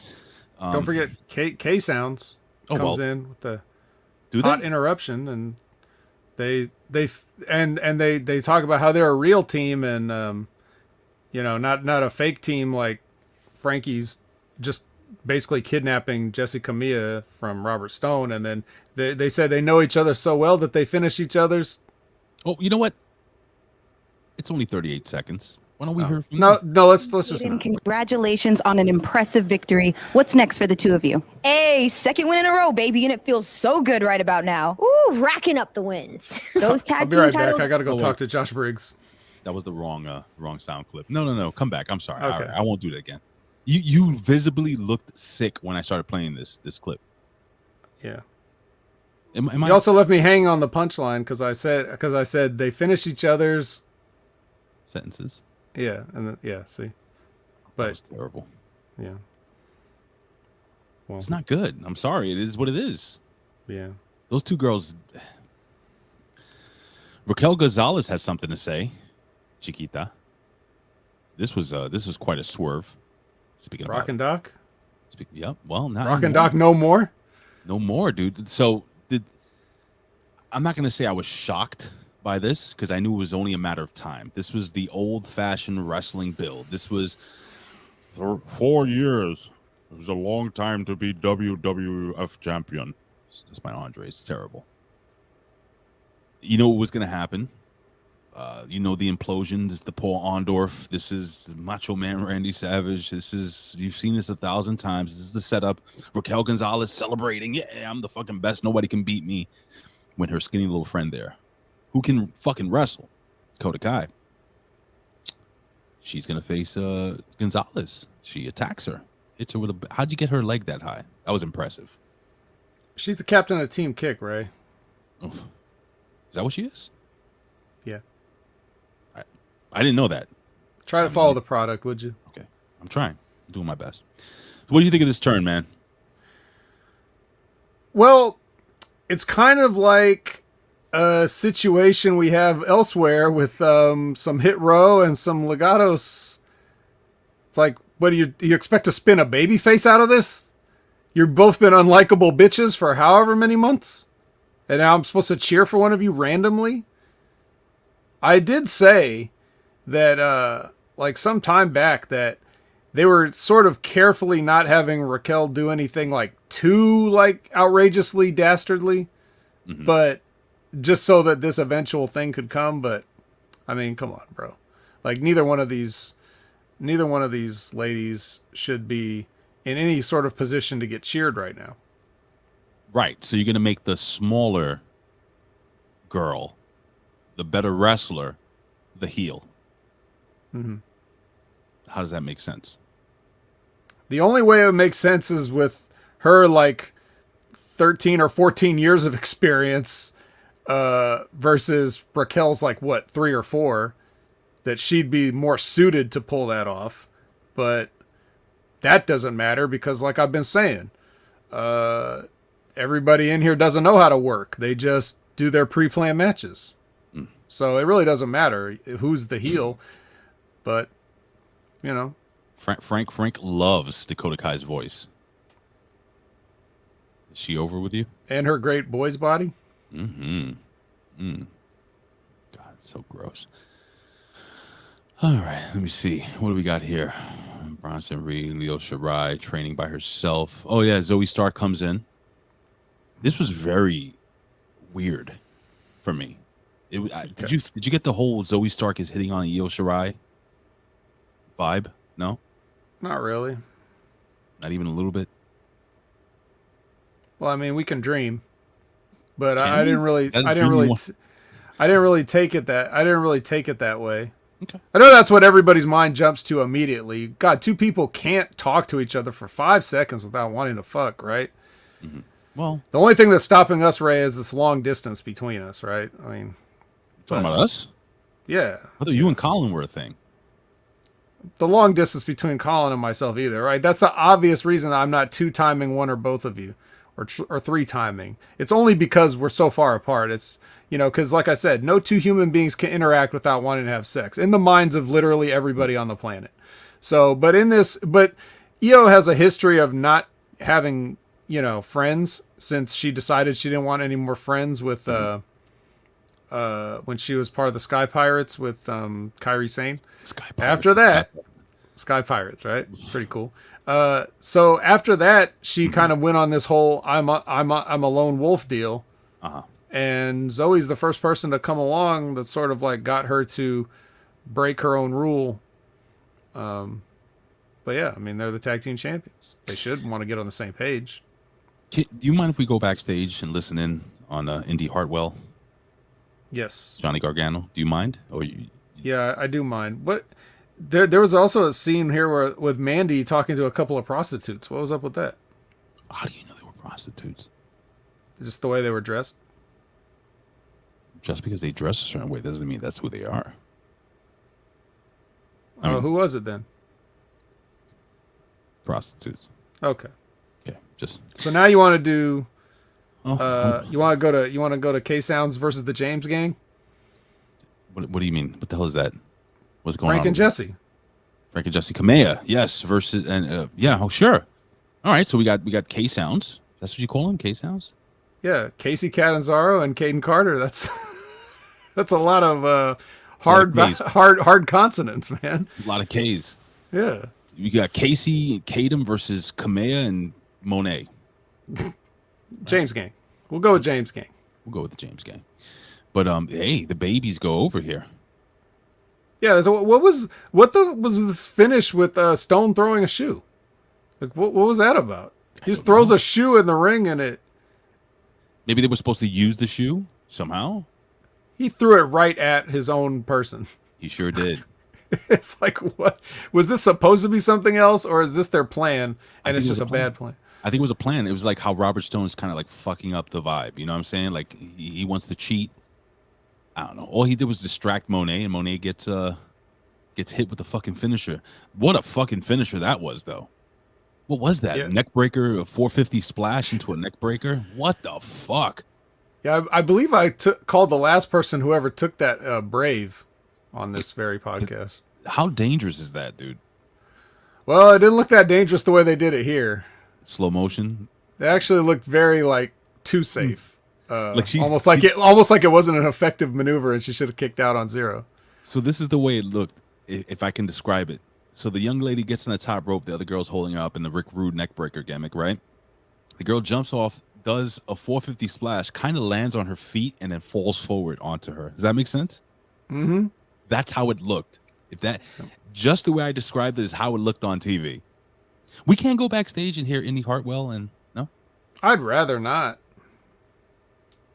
But that wasn't even we didn't even get to that part yet. That's like further down. I like jumping around, but fine. I don't like it. I hate it. So Spaceman says one of the prostitutes was Gigi Dolan, which we know is Priscilla Kelly. GGP was in this thing? GGP, and then is he a prostitute? I think so. Rad Rob is in the house. Prostitute. Where was he earlier when we were talking about He-Man? I don't know. We're going to talk some He-Man later tonight, though. All right. Well, in any case, yeah. And the other one was JC Jane, who we first got introduced to last week when Frankie Monet was beating the shit out of her. So now Mandy's getting her own like little Heidi Fleiss little stable going here. So we'll see what happens there. What did you think of the promo backstage with Michael Bell Biv DeVoe? Michael Bivens? Malcolm? His name is Malcolm. I thought it was Michael. Never trust a big butt and a smile? What? Bro, that was fucking horrible. Roderick Strong is just awful on the microphone. It's just terrible. Bless him. He tries so hard, but sometimes that's the problem, right? Wow. I mean, 90% mental, 10% physical, and my 10% is better than everybody's 100%. That's not that doesn't work. That's not math. Oh. It doesn't need to be math. You just have to say it good. Well, he didn't say it. If Eli Drake said the exact same thing, it'd be like, whoa, Eli Drake is cool, but when Roderick Strong tries it, it's just not.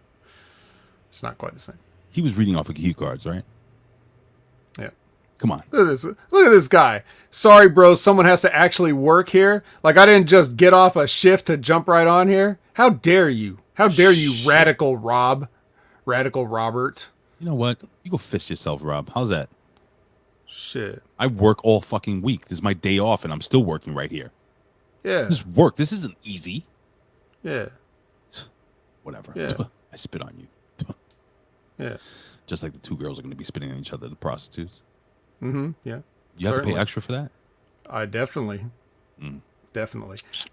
So Walter Dragunov 2 is going to happen at TakeOver. Now, did you see Walter versus Dragunov 1? I don't know who Dragunov is. Well, then I take that as a no. No. But I will say, good? Yes, you have got to watch this. This match is brutal. Brutal. Sell me. In terms of the physicality that these two guys put on. You got to see, this is what modern pro wrestling is supposed to be. It's not supposed to be Ciampa running around, hidden guys with 10 clotheslines while they just stand there like idiots. It's not supposed to be the Young Bucks doing a bunch of stupid moves and letting people kick out of them or something else that we'll see later. It's supposed to be whatever Walter does with these guys that he's working with. So if you didn't watch Walter versus Dragunov, definitely go watch that match, especially since you're getting a sequel anyways, and we're probably going to end up covering it and talking about it. So, but yeah, that's a match to look for. So they're going to, let me see, it says Walter will defend the NXT UK title on August 22nd. So that's going to be at the next TakeOver, right? That's right. That's the TakeOver before SummerSlam? It's actually after. They're doing a weird thing where SummerSlam's on a Saturday and then TakeOver's on a Sunday. No way. Why would they do that? I don't know. That's weird, dude. When's the last time a WWE pay-per-view, a major pay-per-view, was on a Saturday? Yeah, and not like one of the 2-night deals like WrestleMania, but just like a straight-up Saturday. I don't know if that's ever really been a thing. Is SummerSlam going to be a 2-night deal? Because SummerSlam is the WrestleMania of the summer. I'm just... Well, Survivor Series is the WrestleMania of the fall, so they should make that 2 nights. And Royal Rumble's the WrestleMania of the winter, so let's have that be 2 nights. That is my favorite. And then each night has 2 rumbles, a men's rumble and a women's rumble, and then the next night they have a second chance men's a 29 man and a 29 woman for a second chance. It's the Regal Rumble. I like it. Not the Royal, like the it. Regal Rumble. It's a little less than Royal. It's Regal. Let's make it happen. Speaking about Regal, we have Imperial. That's butter. Imperium. Sorry. Fabian. Margarine even.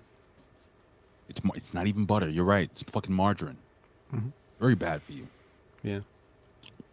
Fabian and I can't say his last name, and Marcel versus Hit Row, Top Dollar, holla holla, against Ashanti the Adonis.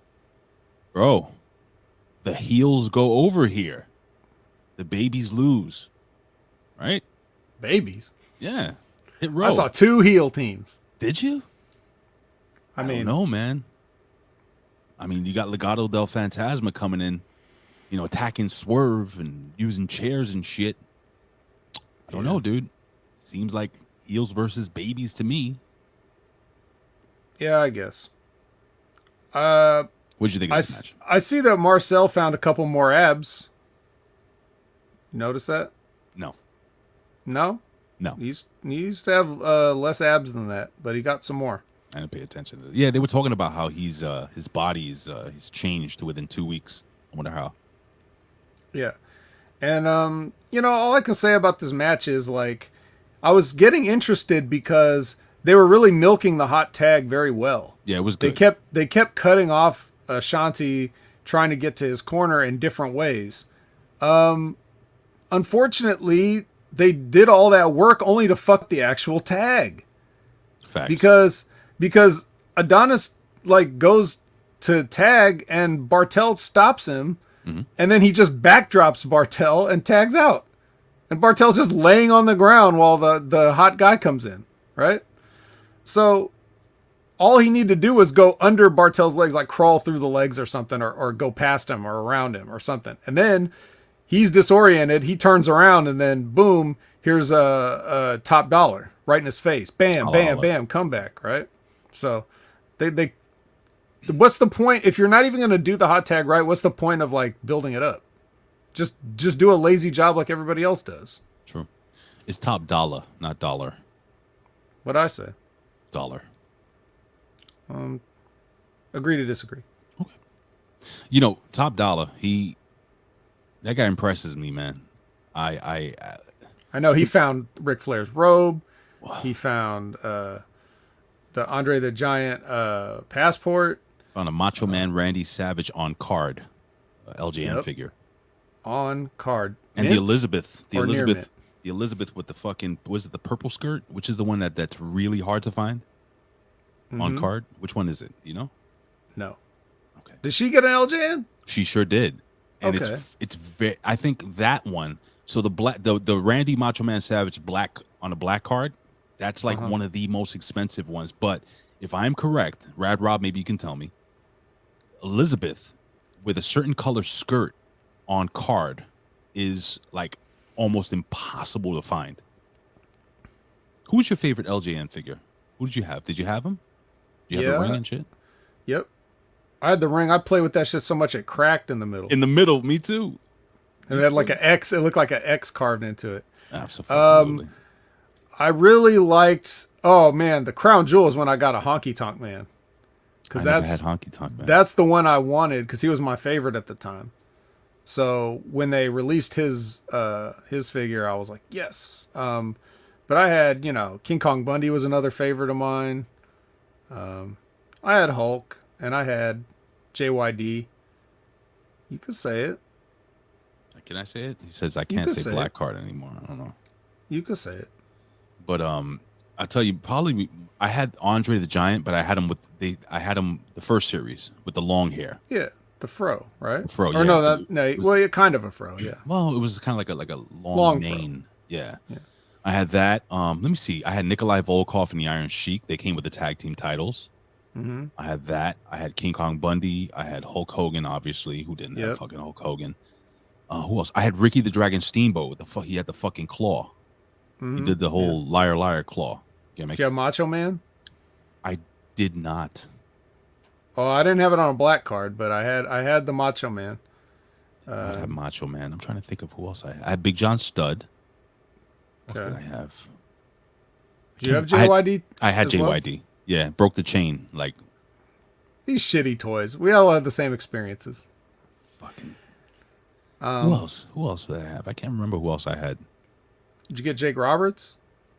I did not get Jake the Snake Roberts. You know what's funny? Those are the like we love those toys, but they were the worst, right? Because how do you play with Jake Roberts was literally in the pose that was just like, I don't know. Yeah. Like, how are you supposed to play with that? Like, you can't give somebody a DDT when his elbows are up. Oh. Like, what are you kidding?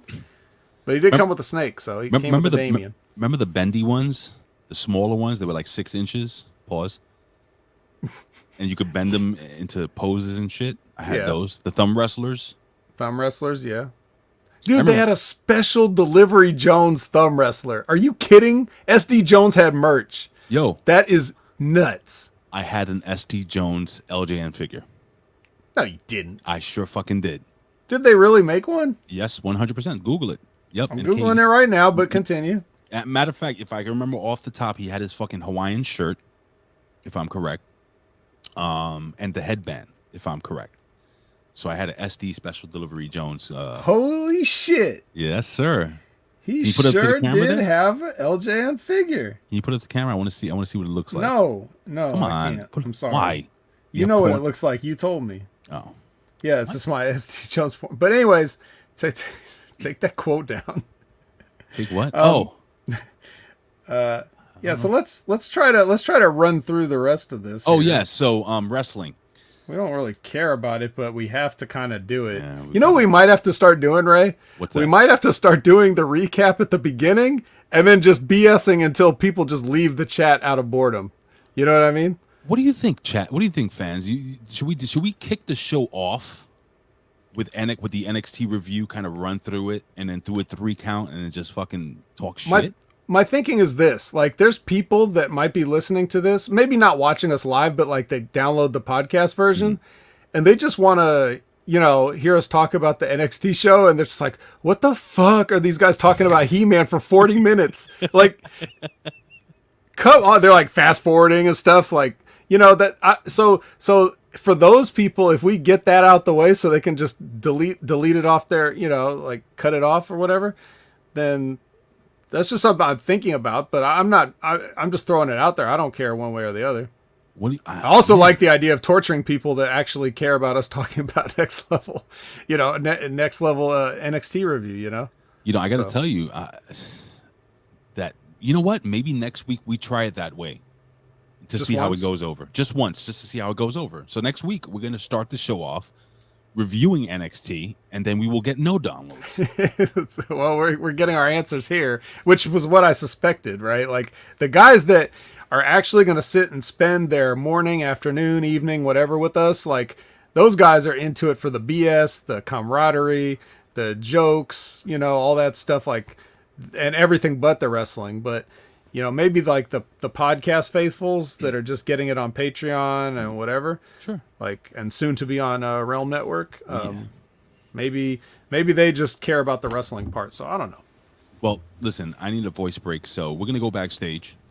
Candice LeRae blames Johnny Gargano for Austin Theory going away. We'll be right back.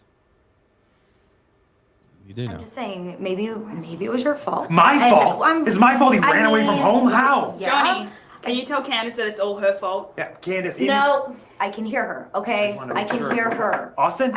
Austin? Excuse me, this is for you. Who is that? You guys give me a present? Yeah.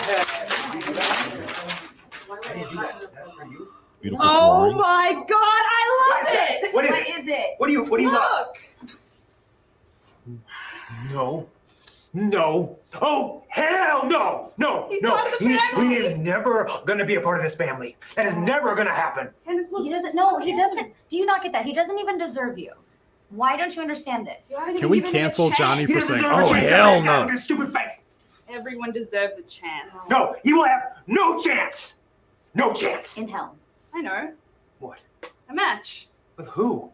You and Dexter. Why? Why, Matt? If Why? Dexter wins, you got to give him a chance. Chance to what? Chance with me. So if you, that's fine. But if Johnny wins, we're Johnny done. wins. We're done. Okay. No more Dexter. We're not going to talk about him. Done. Yeah.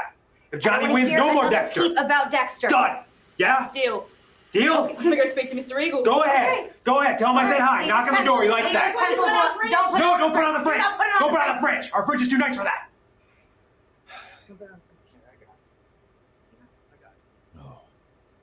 This was fantastic. Beautiful.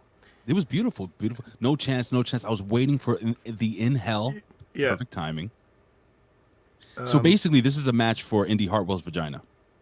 Yeah, I was gonna say next week. This as a shoot. This has turned into a basically next week we get an Indy Hartwell's relationship status on a pole match. Fantastic. Where's Vince Russo? Anybody? Bro. He's right here on the Realm Network. Right here. Like in the future, that will make sense. But right now, since it's not archived, it doesn't make sense yet. Yeah. So main event time. Which right? is basically oh wait, what do I? Every single night. Same match, big guy versus small guy. Well, it's an exciting match sometimes. We got Bronson Reed versus Adam Cole, baby. Adam Cole goes over clean. Super kick, knee to the back of the head. 3 count, baby. What did you think of this match, and what do you think of the future of Bronson Reed on this brand? Do you think the North American title was the pinnacle of his 14-year career that he, went through so much with his wife and his kids and his friends and his family, and he became champion for his family, his wife and his kids and his friends, and now he's not. He's losing clean to Adam Cole, a man 3/4 of his size. By the way, Adam Cole is just as tall, maybe even taller than Bronson Reed. Yeah, I was gonna say, like, it's hard to tell sometimes because of the perspectives that the camera shoots from, like, and where they're at. But Colin's in the chat now. I see. Towards the end, as usual. But yeah, like, it's bad when you're shorter than Adam Cole for any reason. No good. And you're supposed to be the colossal, right? Colossal. So here's the deal. Both these guys are dead to me. And after this match... What? After this match, they stayed dead. They both have their individual reasons, like why I look at these guys and I'm like, I'm done with both of you. Nothing you do in this business can ever, like, it cannot be forgiven what you've done. Do you agree with that, Ray? Do you feel that even at your advanced age that you would not put Adam Cole into the ground just by leaning on him gently as if he were like a mailbox or something? Or a bar counter. Dude. All right. You asked me questions, so I'll just tell you. This match meant nothing to me at all. Was it a decent match between the two guys? Sure, I guess. The fact that Adam Cole hit a 5,000-pound man with a Canadian destroyer, is that like physically possible to be able to flip and grab the guy? Well, that's why these guys stay dead to me. It's so stupid. That was dumb. Because they had a chance to like somewhat redeem themselves by working the match the way they should have, and it looked like they were going in that direction for a while, but then this. It's like, even if a guy that's small for a referee, by the way, could Panama Sunrise a floppy fat guy, then certainly 300 pounds of yourself dropped onto your own head should seal the match, should seal your career and your ability to walk. But here it's a 2 count. Meanwhile, your actual finish is a running knee. Okay? So keep in mind that not only has Reed eaten sandwiches bigger than Cole, but he's pulled them towards his face with more velocity than Cole is able to generate. So no matter how you slice it, this is phony, and fuck both these guys. Yeah, I agree. Fuck both I these guys. hope that post-match stair suplex from Kyle really hurt. Yeah. Oh, yeah, that's right. I forgot. So the baby face, Kyle O'Reilly, comes out and attacks the heel from behind with a chair and then suplexes him on metal stairs. So is Adam Cole going to be a good guy? Like, Is this what NXT is? Like we're not supposed to have any rooting interest? Well, there are no baby faces and heels, right? There's only competitors. Those are no tired good old guys tropes. and no bad guys. Those tired old tropes are that's not where the business is these days. So, Vet, I would say that this was an enjoyable show. Except we talked about this match and He-Man. Except that we talked about this match and Masters, the Tila show, She-Man. We talked about She-Man.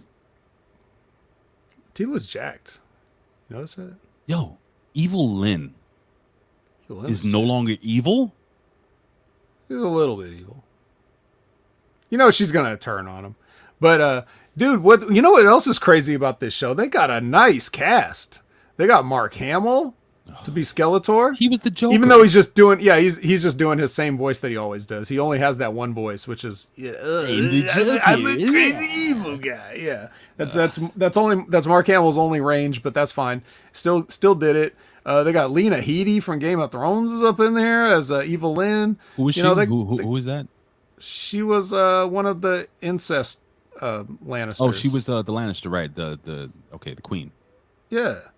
And she was also in Gunpowder Milkshake. Hot, by the way. Yeah, you know what I'm saying. We had who else? Jason Mewes was Stinkor. Did you catch that? I did not. I don't even know who Jason Mewes is. Jay from Jay and Silent Bob. Are you kidding me? He played Stinkor. Yeah. I'm done. He's done. done. Should I start? Good playing night, music? everybody. Should I start playing music? Just hit the music. This is the shits. Speaking of the shits, this song. So what do you want me to do? This is a happy place. We're going home. It's only a happy place if you like the song. I don't. But all right, you know what? As we sign off in the chat, give me a yes if you like this go home music. Give me a no if you don't. And if you like the go home music, it stays. And if you don't like it, I will change it. And for that matter, I will text the vet on my own time and ask him, Vet, what song would you like to go home to? It has to be something that we won't get flagged on, which for some reason of course we're not get flagged on and shit. So I'll go through the list of royalty-free music that YouTube has available. We got one fucking no, of course.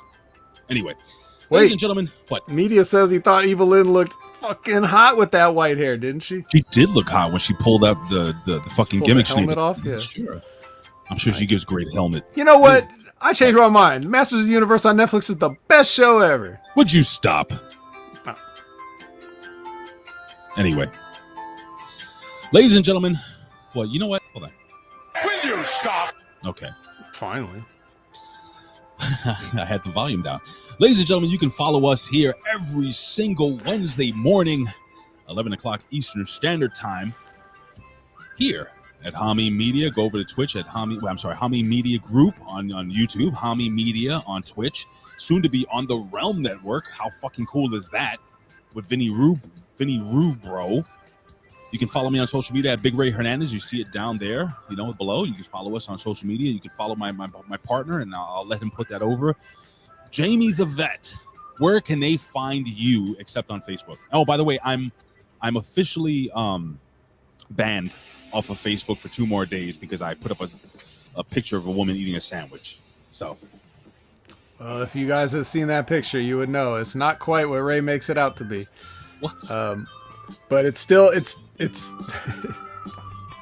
please still yes, you can find me everywhere except for Facebook at Opinion Haver, and be sure to, if you do find Opinion Haver at Facebook, be sure to report that motherfucker. What? And then you can also catch me every Sunday-ish at Impact Attack with Colin. We go on all crazy hours, so we're doing our thing over there, and we're talking about Impact. Jay White dropped in for his first appearance. Ooh, cool. Yeah, Jay White, one of the best wrestlers in the world, and perhaps the universe. Perhaps Jay White's a master of the universe. Nonetheless, maybe. Yes, and then of course I was on the Smack Attack this past Saturday, so if you didn't get a chance to check that out, we talk a lot of fun stuff about the WWE, and I bury them as usual. And shit, the only thing I don't appear on is Light the Fuse, but that could change pretty soon. It will change. I haven't talked to good old Silvio in quite some time, so maybe we'll renew our in-ring rivalry. But until then, you can always find me here as well on Next Level Wrestling Review. I have a question. I have a question for Colin Weisson. Colin, why are you gay? Who says I'm gay? You are gay. see you next week, ladies and gentlemen, here on your Next Level Wrestling. Not wrestling, wrestling review. We should change the name to wrestling. Shit, there's no wrestling on this show. This is modern bullshit. Well, ladies and gentlemen, this is modern bullshit. I'm going to go see some Modern Family on TV. Maybe edit this. Have this gummy, delicious gummy that's been waiting for me all day. See it right here? Oh, yeah. Just cut off a little corner, Ray. You don't want to take too much. I'll get you, He-Man. That's how you do it, you cocksuckers. Anyway, goodbye.